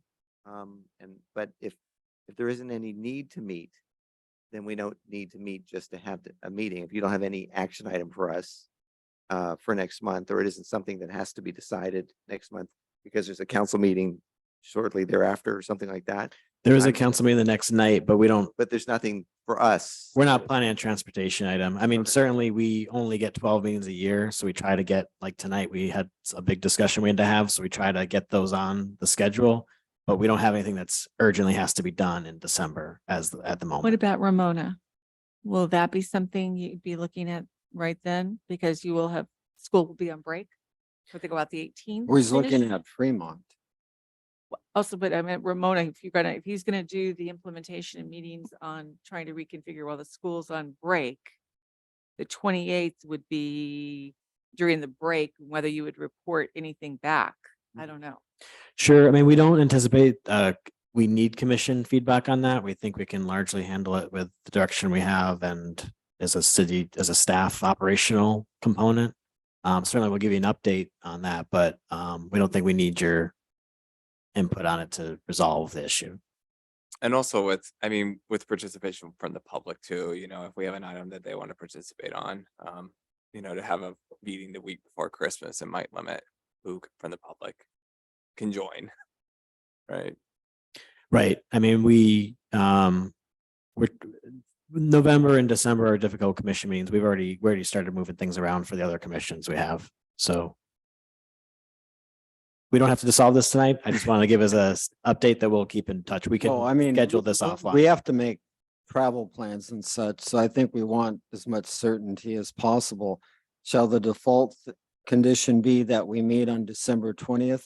Unless you advise us by December 1st, there will be no meeting, or, Absolutely. That would be the procedure, is we have a regular meeting scheduled, no change in that. What we would do is we would reach out to cancel And if we needed to have a special meeting, which I don't anticipate, we would schedule that. But as it stands, we'll have a regular meeting unless we reach out and make a decision to cancel them. Okay, and we'll make that decision by December 1st then, okay? Would that be feasible for you? I think we could do that if that's Okay. preferred, yeah. All right. Thank you. With that, the meeting adjourns. Thank you.